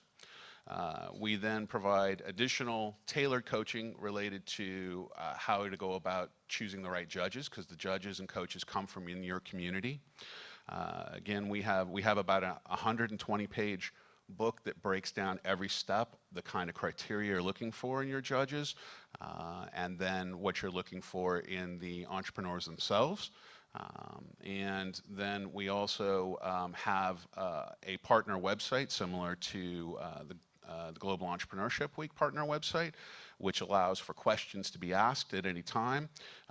And then we respond to those within 24 hours. And if it's really important, you can email us directly. But we are here to support the process. We believe in what we've experienced is once you go through it the first year, it becomes much easier to produce. And so the first year, it is like a startup in your own community. But the impact to the entrepreneurs that we've seen is life-changing, and the ability to truly create operating startups and jobs has been very highly effective. Question in the back.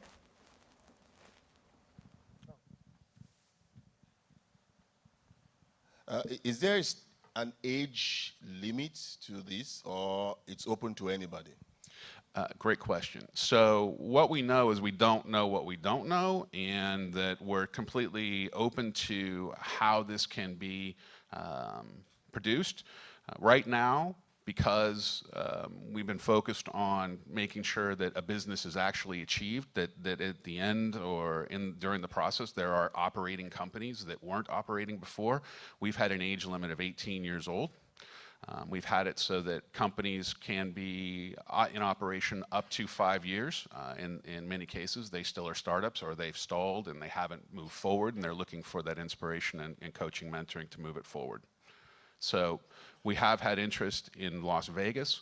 A foundation in Vegas has been, we've been in discussion about creating one for high schools. So we are looking at, the basic foundation would not change in the process, and we think that high schoolers could maybe even do it better and accelerate the process and have companies more successful than adults. Just to make sure that everybody understood what you were saying when you said age limit, you mean making sure you understand that you meant down until 18, so 18 and up. 18, yeah, so I'm sorry, thank you for the clarifications. Yeah, 18 and over has been the age limit up to, or the age breaking point up to this point. But what we are doing now is looking at having it 18 and younger, or any age, I guess, potentially.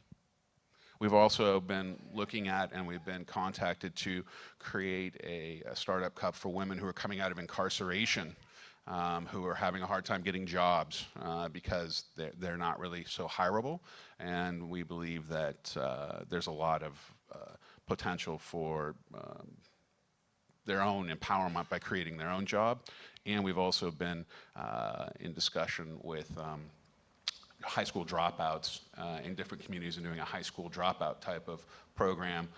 Again, more than likely highly entrepreneurial if they're not, if they're self-ejecting or not getting kicked out of school. Okay. Jed. I'm sorry, early on you said that in the process of selection, the focus is no longer on the business plan, but the focus is on the business model. Correct. Could you give us an idea, what do you mean by the focus on a business model rather than a business plan? What makes them different? Okay, so a business plan is a static document that takes quite a bit of time to produce, in many cases months, maybe even a year. There's lots of pretty graphs and nice documentation of projections of financials, but generally business plans have no connection to reality and are designed more around the idea of raising money. Where a business model is dynamic, it's something that is evolving as you go. You're testing your assumptions. You focus on your customer, your market, how you generate revenue, what your expenses are. In this case of the Startup Cup, we have a tremendous focus on team development, as was discussed earlier by the Startup Weekend team. And so what we do is we help people understand and coach them on their team development, and then we put an action plan in place, and we have them actually go to market with their, your goal would be to take those businesses that would be part of your competition to market as quickly as possible. Instead of asking how much money do you need to raise, we challenge them to ask themselves how little money do they need to raise to be able to take their company to market. Examples of companies that have gone through the competition are restaurants, art bars, energy companies, babysitting franchise company, an Inc. 500 company now. It started as an idea in our competition. A cupcake company, a retail shop, a fashion designer. One more question over here, and then we're going to move. Just a short hint. It relates also to this idea space. In our country, during Global Entrepreneurship Week, we tried to address specifically women entrepreneurship for the first time. Probably it makes sense to address women entrepreneurs as well. Absolutely. So here's some statistics that are really important, I think, and I know I can't go over all of it, but we have about 50 to 60% female submissions in the competition. We find trends. We've got some trend lines we're working on, whether it's mompreneurs who are creating products for babies or solutions for mothers and their needs.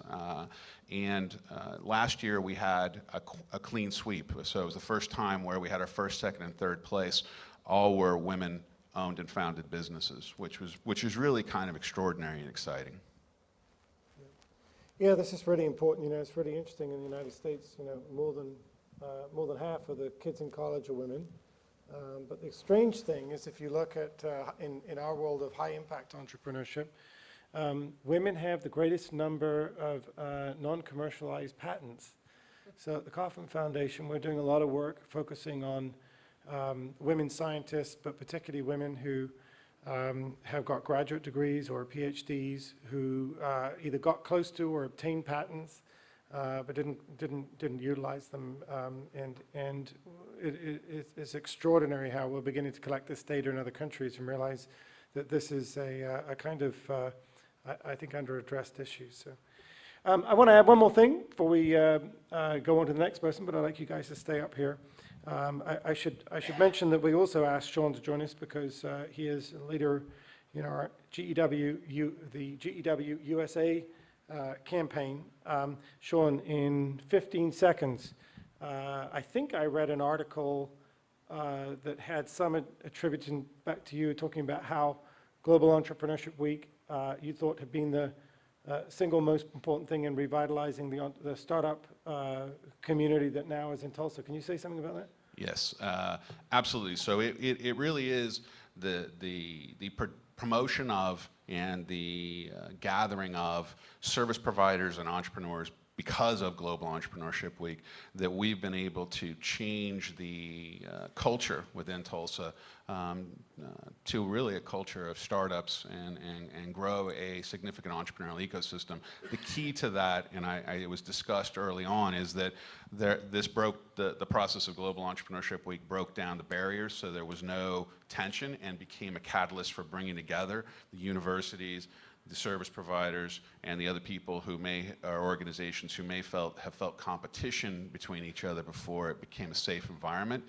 And that combined with the Startup Cup business model competition, which is I like what you said, is by entrepreneurs, for entrepreneurs, focusing on helping them get real world applications and needs met, tailored to their specific needs. Again, open to any idea.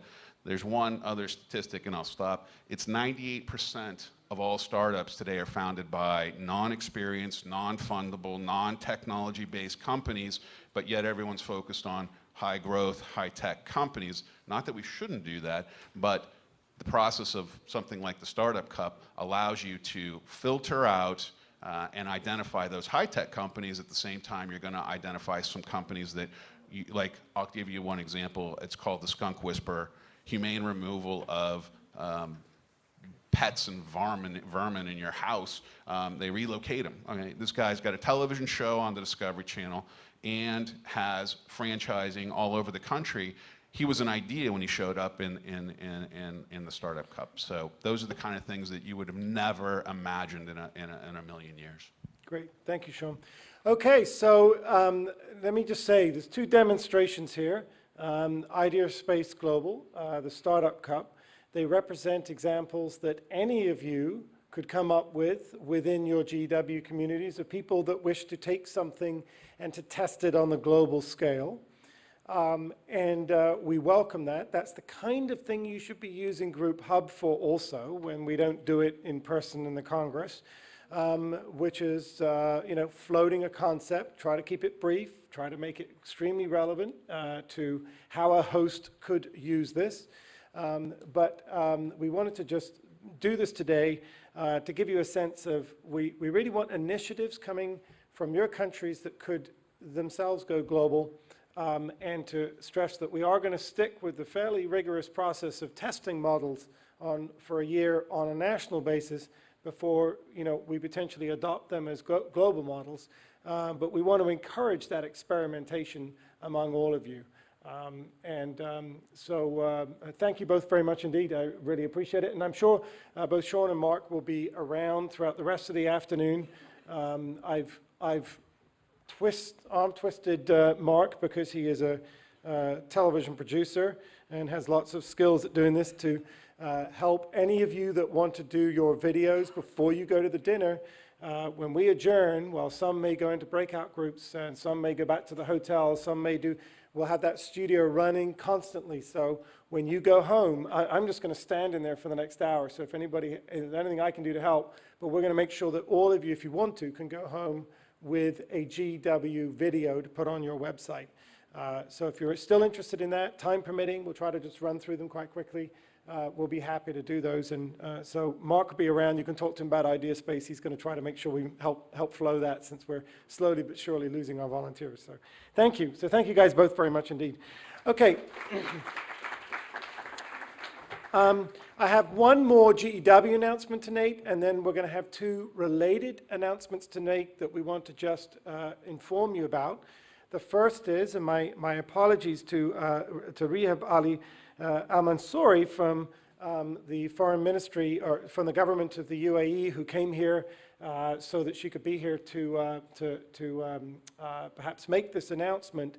But as some of you may know from our GW website, President Obama initiated this concept of the global of a World Entrepreneurship Summit, which would have the involvement of heads of state each year. He did one in Washington, and he did one last December in Istanbul. And in Istanbul, Vice President Biden announced after the White House approached Global Entrepreneurship Week and said, you know, this doesn't make sense for us to do this independent of Global Entrepreneurship Week, which we thought was a nice testament. Since we didn't go to them, they came to us.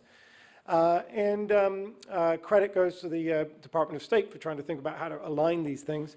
But the Vice President announced that in future years, thanks to the, as I say, the Presidential Entrepreneurship Summit, which will be now known as the World Entrepreneurship Summit, will be held during Global Entrepreneurship Week. And I think this is a real testament to the credibility that you will bring to this initiative, that at least one president said, if I'm going to have an international conference on entrepreneurship, I'm not going to do it outside of Global Entrepreneurship Week. So the United Arab Emirates have said that they will like to host the next one. They have agreed to do this. It will be a major opening day event of Global Entrepreneurship Week. We anticipate on November 11th.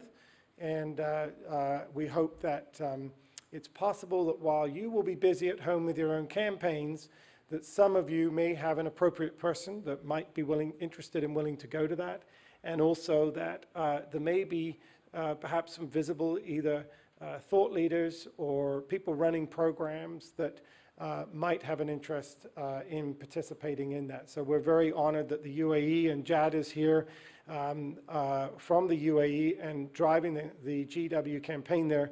Jad, you're going to have the biggest event, I think, until that challenges the rest of you to say, you know, we're going to have a much bigger opening event of Global Entrepreneurship Week than they are in the UAE. But no, we want to say thank you so much. We're very honored that, the UAE is going to be doing that. So thank you very much, Jad. We appreciate that. I have to tell you that that event will be a partnership between Global Entrepreneurship Week and the U.S. State Department and the government of the United Arab Emirates. For another announcement, if I could invite Thomas DeBas, who's clearly working hard at helping us, as is Shelley, in ensuring that Global Entrepreneurship Week penetrates into the into the diplomatic world. As I mentioned before, Thomas is going to tell you just a little bit about another initiative that some of us got together at lunch and talked about, called Startup APEC. Thank you, Thomas. Thank you. First, this initiative I'm about to announce is I'm just playing a surrogate role for my colleagues at the U.S. Department of Commerce. It's the Startup APEC conference that's coming up in June in South Korea. Our colleague from South Korea we just met, I think one of them is right here, but the one who came from the government has, I think he's left for the day, I presume. So I'm just here. I wouldn't want you to think I'm everywhere. I'm doing Startup Africa and all that. So I'm not jack of all trades, but I'm only here on behalf of the U.S. Department of Commerce, and they want to extend an invitation to all of you that EPEC is putting together a startup conference June 11 and 12, if I'm not mistaken. And actually, Jonathan will be the keynote speaker there. We have some... well, don't tell them that, they won't come. I'm not the keynote speaker, I'm just a speaker. Okay, so on their behalf, I'm just extending an invitation to all of you, and we've already met the folks from those countries, from the community countries, and that's pretty much it. And thank you very much. Thanks. Allow me to add one other thing to what he said. While there's a conference in June, it's intended to kick off an initiative that gets APEC, which is, a very powerful alliance of the APEC nations that seems to every year have the heads of state almost guaranteed meet. APEC always ends the day before Global Entrepreneurship Week. And we've been a great beneficiary, actually, of people that have been in Asia participating in the opening days of Global Entrepreneurship Week as a result of APEC. So the intent is that if there's a orientation of those efforts towards understanding startups and how those fit into those governmental policies, that this is going to be a positive move in the right direction. So there is a tie to Global Entrepreneurship Week in that the APEC Summit always occurs, as I say, the weekend before the opening of Global Entrepreneurship Week. And allow me to welcome some dear friends also to come up and make an announcement. Vivian, and I don't know whether Kevin's in the room, Vivian Prop, who runs CYBF and GEW Canada. But I think Vivian can cover for the team, but maybe Victor, is Victor Sadoff? Victor, maybe you could come up with Vivian. I know they have been working hard, just like I have been, on trying to get APEC involved. They've been working hard at trying to get the G20 involved. And so why don't you tell us a little bit about what's happening so far with that? Thanks. Thank you. Oh, do you want me to sit? No, this is fine. Yeah. I was going to suggest you and Victor go together to the podium. So, yeah. But she makes talking and I'll be just posing cameras. Brains and beauty. Last year in Shanghai, I think you heard, those of you who were there, you heard a little bit about the G20 Young Entrepreneur Alliance that was started in Toronto in 2010. I actually want to give credit where credit is due. This idea really started in Italy. And it was our colleagues in Italy under the G8 banner, and they brought folks together. And the year after, Canada hosted a G20, and we decided to expand it. It's really an organization that has taken off. In Toronto, we had about 200 entrepreneurs, and the 20 G20 nations, the top organizations in those G20 nations that drove youth entrepreneurship working together to really work in concert with our governments. And the real vision behind the organization is to get grassroots information from real, live, cream of the crop entrepreneurs up, and there's Kevin, come on in, Kevin, up to the government leaders. And we realized that at the G20 table, they were talking about a lot of important things: climate change, terrorism, world economic markets, job creation, but they weren't talking about entrepreneurship, and entrepreneurship creates a lot of jobs. And so really our goal is to get the topic of entrepreneurship on the agenda of world leaders. We did throw the first summit in Toronto. We did create the alliance. Michael Lee, our colleague from Korea, through the second summit, where's Michael? There he is, where we wrote our charter. Our colleagues in France, Jean-Louis Grégoire is here, from Les Journées des Entrepreneurs, through a 500-person summit in Nice. We're going to Mexico in June, and then our colleague Victor from Russia will be throwing the 2013 summit. So I'll let both Victor and Kevin Langley represents the US, so I'll let them have a few words about it as well. For us, it's incredible movement and alliance. Definitely, it requires a lot of time, commitment. I have two people on my staff, one in Moscow, one in St. Petersburg. They are basically weekly on Skype and calls with different committees. So I think that this organization or movement evolved to be a significant player. I participated only in one alliance meeting and summit in Nice. It was incredible, 400 entrepreneurs voting on most important things to suggest to the leaders of those 20 countries to do in the area of entrepreneurship policy for young people. So it's really great, and I know that in Mexico, I think it's first time that Young Entrepreneur Summit will be official part of G20 Summit. In France, we were close to Cannes, but we were in Nice. It was well acknowledged by definitely all the players there, but I think in Mexico it's official. And there is a great video welcome address from the Mexican president inviting people to attend summit in Mexico. And in fact, now in Russia, I have more entrepreneurs willing to go to Mexico than I can take with me. And for us, it will be very important to learn how it will be done in Mexico to try to make it even better in Russia. So why the G20? 85% of the global GDP is in the G20 countries. However, over the next 10 years, 45% of the global GDP will be in emerging economies. And the reality is that if the G20 countries don't get it right and frame the entrepreneurial ecosystem, then it's much harder for the emerging economies to do it. So what we're doing is establishing a dialogue, because we all know the economic development pillars: level playing field with governments, an educational system that supports a qualified workforce, and most importantly, entrepreneurship education, the network of entrepreneurs that represent us here, and the last pillar is what I call transformational capital. And so what we've done in the G20 is started to create the framework and engage with the governments from an entrepreneurial voice, not just policymakers sitting up in Washington. Jonathan's been doing a fantastic job all over the world with the Global Entrepreneurship Week and messaging in his policy and everything else. But it also, we need to do that as individuals and as organizations in all these countries.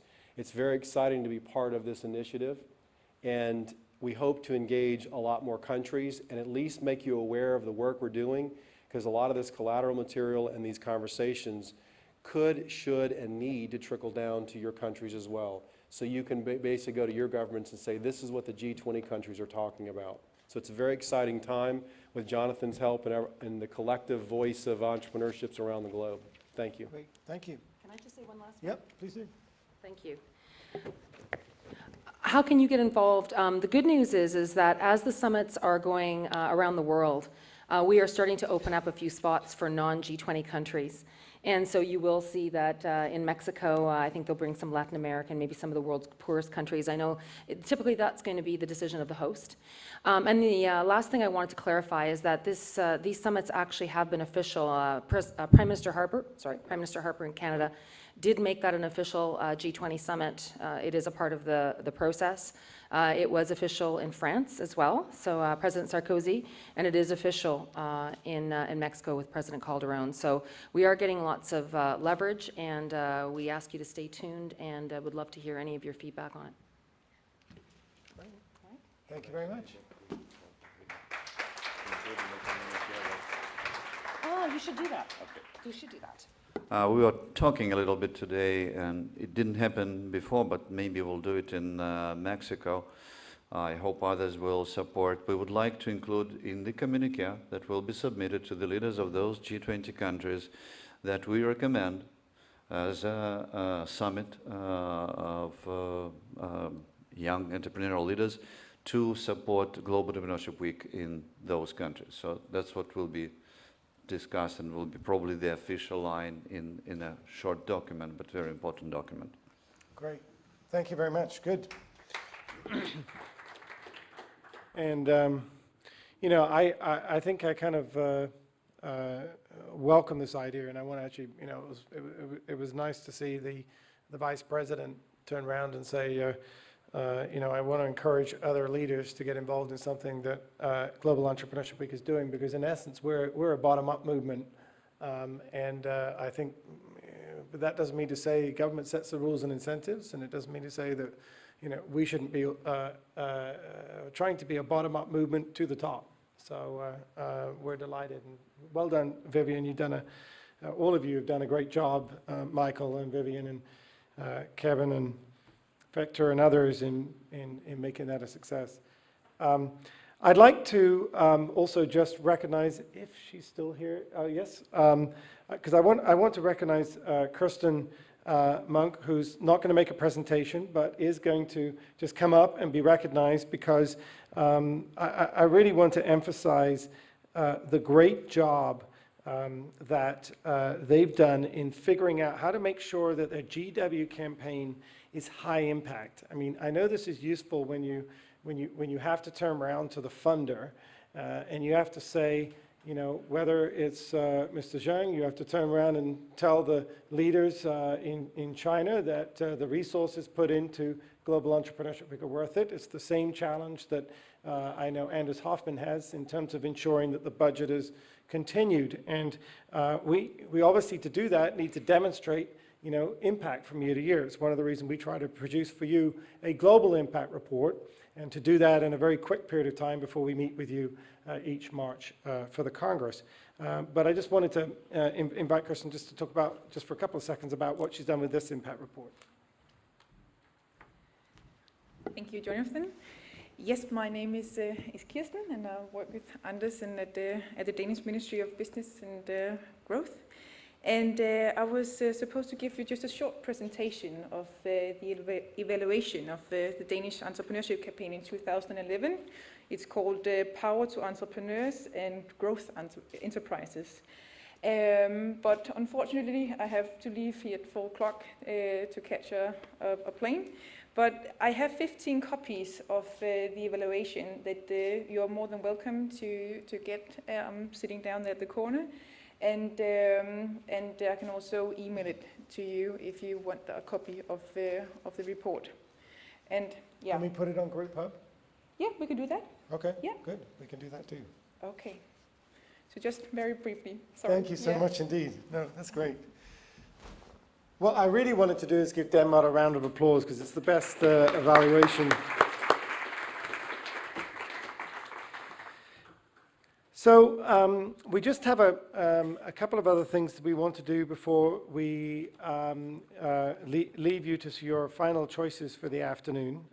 We would like to, one of the things that I really wanted to have an opportunity to do, tonight we'll have an opportunity to recognize our hosts here in Liverpool at our gala dinner.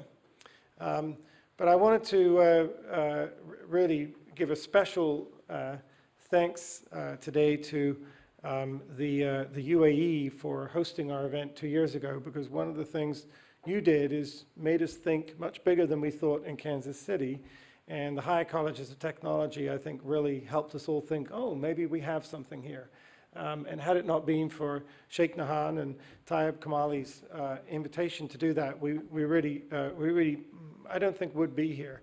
I also, however, want to give a special thank you, not however, and to the EFG, to the Entrepreneurship Foundation for Graduates in Shanghai, because as almost all of you know, they were our very generous and very ambitious host last year.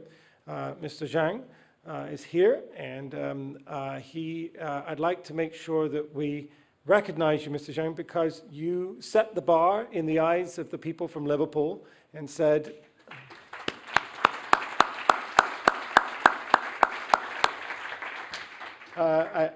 the visual image that you gave to the people of Liverpool who were there in Shanghai, I think gave them ambitious goals for this event here in Liverpool. And I don't think we would have, frankly, tried quite as hard to get Richard Branson and to get some really sense of drama for our opening day with you, had it not been for the precedent that we had in Shanghai. The only person who's in trouble, of course, is Juliana Zebra and all of the Endeavor and partner organizations that will be our host next year, because you know, this is going to be tough to beat. But no, we know we're going to Rio, so it'll be fine. But I do want to, I really want to also express a thanks to all of those that participated in the discussions around where this should be next year. There are nations that had intensive discussions with us about this and put a lot of work into bids to us to do it. And while Brazil was successful, I want to thank all of them. But I also want to, if we can, before we look too far forward, invite Eileen Wu to come to the stage, because one of the questions that, if you allow me, I know you might not want to, I know we never have a time to hear about everyone's campaign, and a lot of you told us last year, stop playing everyone's video, you know, let's keep it dialogue and we can look at the videos outside. There's lots and lots of videos outside. You can just sit there and have a cup of tea and watch them if you want.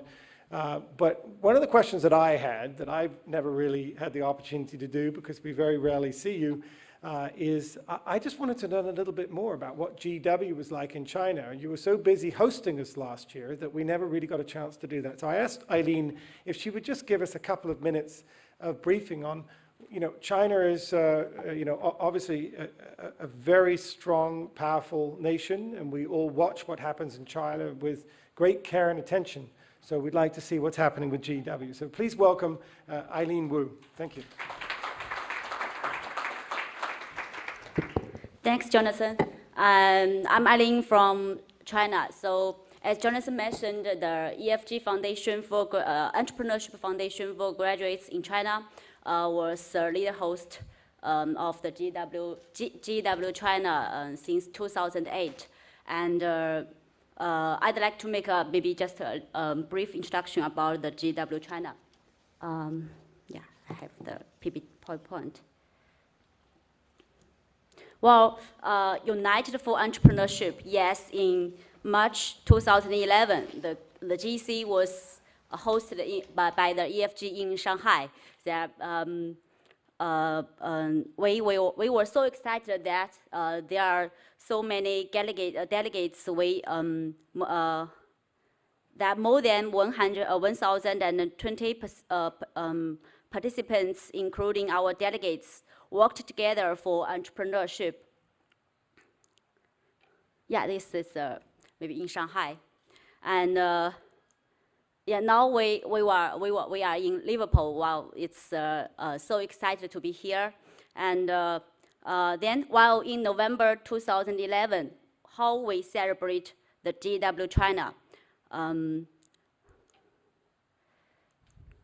Yeah, this is our GW visions. And we do have strong support from our government.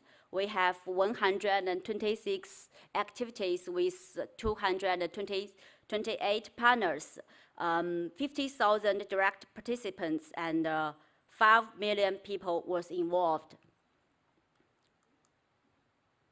Yeah, these are some of our key partners and medias, including McKinsey, Intel, IBM, of course, GEC, and so on.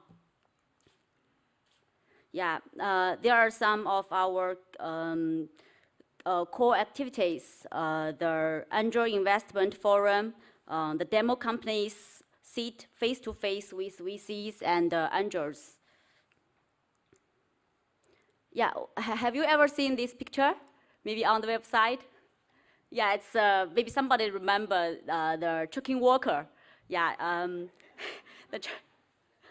his name is Zhu Fushun, who sells organic green-shelled eggs, come out on top of the China's God Entrepreneurship Talent Awards. Yeah, this is the competition. Then we also have something interesting in China, like the micro movie about the new generation of entrepreneurship.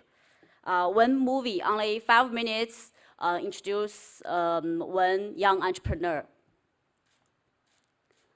Yeah, here I have the video. Yes, no sound?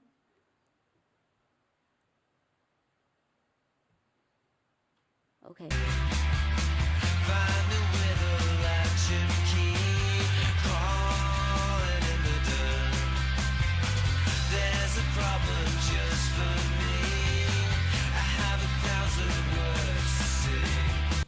Yeah, yes. Well, besides launching activities, we do fundings, and actually we promote the GW program not only in 1 week or in 1 month. Actually, it's all over the year. And through the GW program, yeah, this one, yeah. Through GW, we do promotion, education in universities, and we gathering so many young entrepreneurs, and we select the best, then give fundings to these young entrepreneurs. And we fund every startup with a cap of 300,000 RMB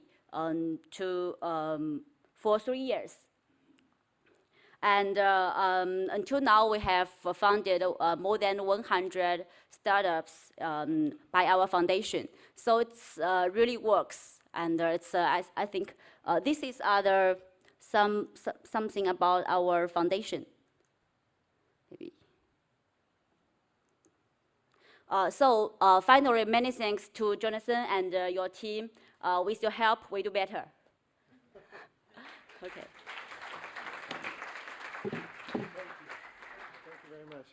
Well, I think it's really with the help of each other that we do better. But I think we're very excited about what you're doing in China.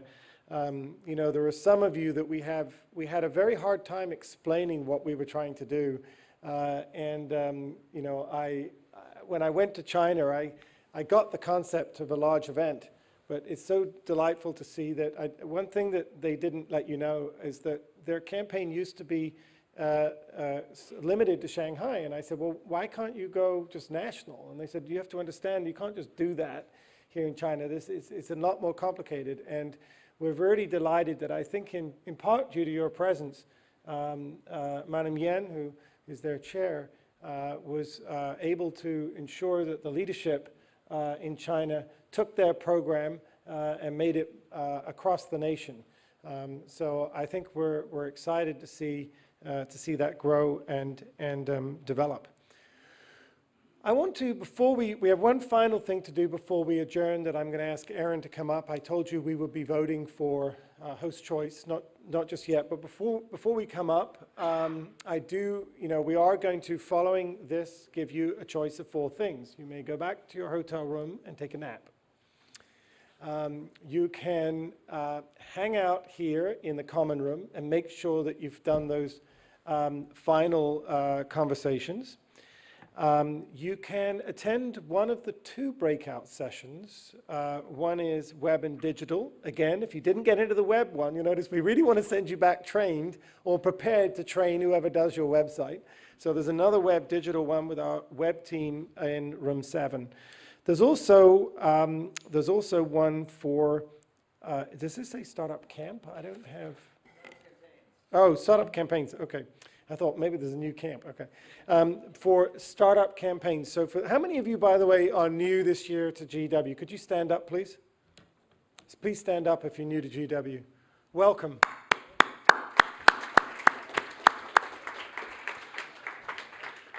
We'd like to make sure that you all know each other because you're in the same boat. And even if you can't stay for that workshop, if you would please go to room 10, make sure that you all are aware of who the new campaigns are. We're calling you our startup campaigns. You're our special children. special cases. When I say our, I mean everyone in this room.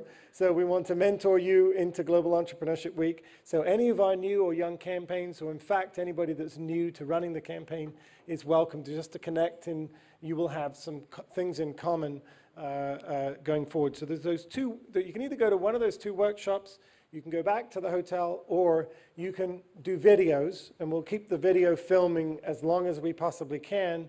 However, we do want to make sure that everybody gets a chance to have a break before we leave for dinner. It is, all the details about dinner are in your guide as far as when we leave. I think there will be a bus taking us over from the Hilton once you've had a chance to change. Okay, but before we bring Aaron up, I also want to say this is your last chance to raise your hand and to plot any other discussions that you think we need to have, things you want to have raised, or if we can't talk about it now, you want to make sure that we that we note that we want to have a dialogue about it. So I'm going to start with Giuliano. You can have executive privilege. It's just a friendly reminder for those who went to the video and say "see you in Rio" in your native language. I heard that people from Nigeria did this. Peter, he's not here. So who please? Okay, let's talk about. Do you all understand what Giuliano is saying? He wants to do a video for the Global Entrepreneurship Congress in Rio, and he'd like you in your native language, if you would just take a minute to stop in the video studio and just say welcome to Rio. So maybe you could say welcome to Rio in Chinese, in Japanese. Oh, sorry, see you in Rio. Okay, sorry, I shouldn't say welcome. See you in Rio. Okay, see you in Rio. So now if you want a really funny video, I tried to do one of these, but I asked Mr. Zhang from China if he'd try to teach me how to say unleashing ideas in Chinese. And I'm told by the video crew that actually that outtake is the funniest thing of the week, because I'm sitting here absolutely botching it time and time again, trying to get it right. So, I trust that the people going there actually speak the language, so be prepared to say see you in Rio in your native language. So we also want to announce, Giuliano, I think, the dates of Rio, so you can bring out your BlackBerries and your iPhones and your calendars and make a note that Rio will be Wait a minute, I'm March, checking here. the week of March. The week of March the 18th? Wait a minute. I'm sorry? Sorry. I think it's the 24th. Yeah, it's the week of the March between the 18th and until the 24th.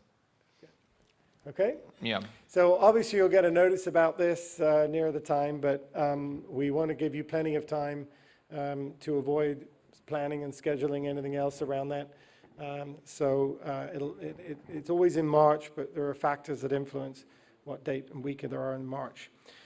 So other issues that people want to I didn't get to the mic fast enough, but one more thing on the gala dinner. So the buses leave from the Hilton at 6:45, and then coming back, there'll be one bus at 11 o'clock for the people that would like to not party as long, and then another bus at midnight. The attire?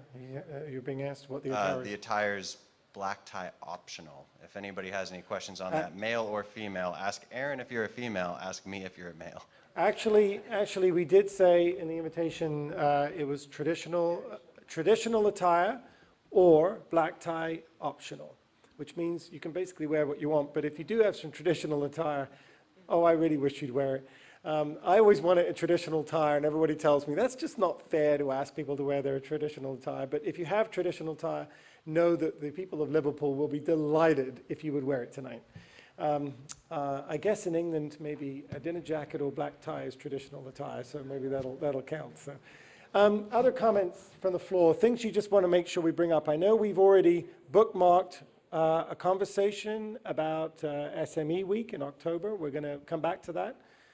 Any other conversations we want to have offline after this, or things you want to say or recognize? Yeah, GW is getting really big.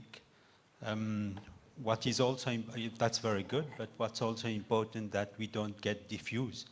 And my proposal is to also probably initiate regional platforms, whereby, for example, the African or any other region can have higher exchange and interactions. Good. Well, I think we've been encouraging this week with Startup Africa and things like that. Our guidance on this from GW Global is that we would like the regional collaboration to be around a specific thing, rather than the regional collaboration to be around collaborating regionally over administration or something. So I think you want to make sure that something drives you, and I think the team from Turkey is leading a European meetup. I know we're talking about Startup Africa, so hopefully these initiatives will actually, facilitate that conversation. And just remember what we said earlier: Group Hub allows you to have to limit your conversations to a regional basis. But I will say one other thing. One of the things that several of you have told me is that because of the nature of your economies, and sometimes language, your regional clusters may not be to do with geography. It may be to do with the size of your economy or the type of economy you've got. So one of the things that I've believed about Global Entrepreneurship Week from the start is that we shouldn't assume that geography is the natural affinity that you have with each other. You must look for what are the affinities you have. It could be that certain European economies going through a lot of unstable times right now, such as Portugal or Greece, have more in common with each other. Or it could be that Portugal and Brazil have plenty in common with each other, and the Portuguese-speaking African countries, because there's a limited number of countries speaking Portuguese. So look for what your GEW affinity is. And the good news is you can have as many informal groups as you care to spend the time participating in. Okay. Any other suggestions, thought? Stand up if you have the mic in your hand. And if you want to ask a question, actually, keep your hand up. We'll just, yeah. Yes, thank you so much. I think earlier in the morning, Banky talked about the issue of other countries, their activities not being seen in the book. And of course, other people talked about that. But learning from what we do in the toolkit, Brendan? we have a monthly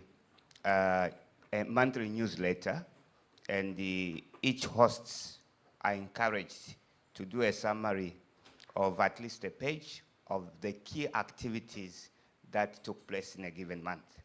And every month we have a global newsletter which highlights whatever happened in each country. I see there's always that, Brendan, I think, sends that newsletter, but I think it focuses on main Kaufman activities. So if we can have something that purely focuses on the country activities per month or quarterly, I think it will be very interesting. Help me understand the question. So the comment, you're saying what you'd like to have is more of your content in the newsletter? No. What it is that every month, for example, or quarterly, the country hosts should be encouraged or should be mandated, actually, to highlight a summary of the key activities that takes place.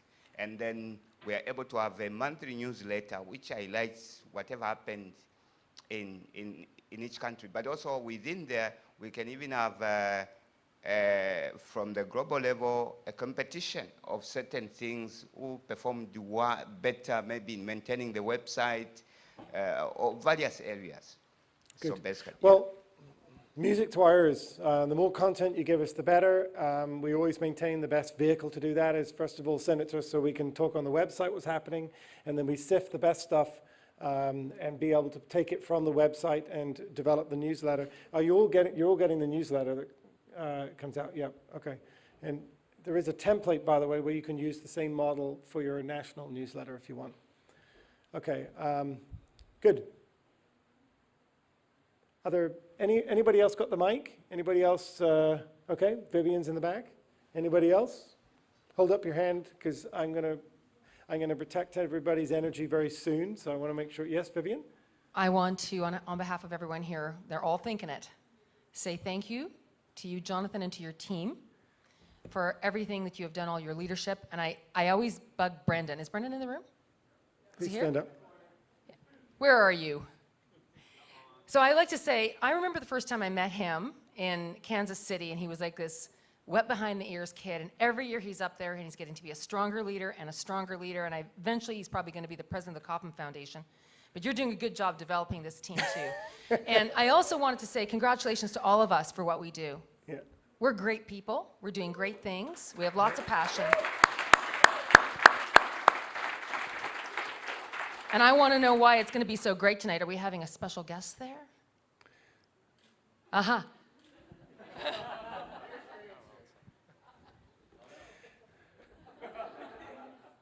Thank you, Vivian. Before I respond to that, I want to make sure if we got any more comments. Comments or issues people want to raise. Okay. Well, you know we're around 24/7 in the sense that you can email us anytime or contact us about things that you want to be able to do. But Vivian, I'll take the opportunity to use this as a chance for us to wrap up and to head our own ways. We're going to be, before we do that though, I just want Aaron to come up and explain. We've got one more task that we want you to do. And just to give you a little thing while I'm wrapping up that you can be doing. Have you already handed them out? No? Right. Okay. So come on. Yep. So for those of you who have been involved in GW for the past few years, you know every year we do our Host Choice Award. Jonathan went over that a little bit in the beginning, but we have the ballots here. You'll have 30 minutes to vote. I will be in the room for a while, and if I'm not in here, I'll be in meeting room 6, so you can drop off your ballots there. So we're going to go ahead. We have pins here, ballots. We're going to pass those out as Jonathan's finishing up. Thank you. Now we know it's hard for you to pick a host, but you've had a lot of time together. You've seen each other's campaigns on Group Hub. You've seen what's happening with the campaigns on the Impact Report. You can pick your own criteria. You can simply say, you know what, if I was to recognize anybody for something special, here's who I'd like to recognize. We recognize that this is not a scientific process. This is simply, this is a popularity contest, and not all of you have been standing here at the podium. But we welcome the chance. We wanted to have one award this evening anyway, which is given this afternoon. But thank you, Vivian, very much for bringing that up. I appreciate that. I think you all know that I am extraordinarily blessed to be surrounded first by a group of people who we have not had any staff turnover since Global Entrepreneurship Week began, and I cannot tell you how lucky I am to be working with particularly Mark and Saeed and Aaron and Brendan and Tracy and some of the team that supports us. So do me a favor, join me in a warm thank you to our global staff.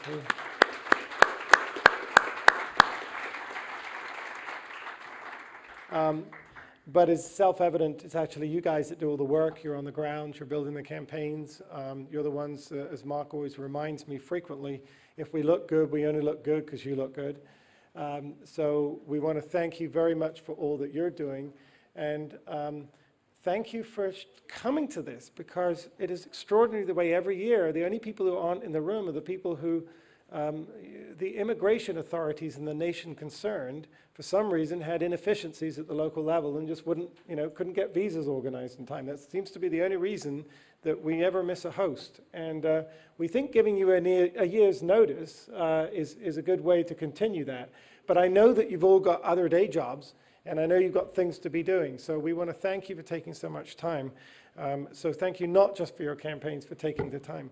And let us not forget, though, as we say, that it's okay that we can be going on building our airplane while it's in the air, but we must never lose sight of what we're doing as a movement. We're reaching out and lighting as many candles in the hearts of as many of our citizens to be considering this extraordinarily exciting world of innovative, creative entrepreneurship. And we hope that we will inspire as many of our citizens, particularly our younger citizens, but all of our citizens, to take this step. So I know as we become a burgeoning movement, it was mentioned, we're growing. We have to be careful to be quite disciplined about what this particular gathering and this particular operation is about. We are here to ensure that the world has more entrepreneurs. So I want to thank you for all you do. I'm going to be around for the next couple of hours. I'm not going anywhere. I want to, of course, I will see you at dinner tonight. I feel like I'm a little worried that maybe I should let you know that we have been quite careful with dinner to make sure that you do get a lot of time to be with each other. We have not done a seating plan. We have put you at tables, but you may play musical chairs. And I'd like to remind you that in the United Kingdom, this is socially acceptable, unless Andrew Davenport tells me otherwise, since, thank you, Andrew, I appreciate that. I don't have my copy of Debrett's with me, but certainly in my family, it was polite for the gentleman to stand up and move 2 spaces to the right. So I want to encourage you to continue your socializing with each other. This is a unique opportunity for you to be with each other, and we want you to enjoy this evening. To answer your question, Vivian, we're not giving you massive programming all night long. We are giving you an award ceremony, but we're giving you a very grand, fun evening. And we hope that you enjoy it. This is the last time we'll all be together in a plenary session. Many of you will start shooting off tomorrow. I will be continuing to stay here for another day, so I hope that we will have a chance after tonight and over the next couple of hours here to informally say goodbye. But be assured, Mark and Aaron and Brendan and I will remain here for another 24 to 36 hours for those of you that are still here. So we hope to be able to see you and wish you well in this final 6 months leading up to Global Entrepreneurship Week. So without further ado, I can formally adjourn the plenary sessions of the 2012 Global Entrepreneurship Congress and ask you to all join me in a warm thank you to each other for being such good friends, colleagues, and partners in this wonderful movement. And thanks for being here. Thanks.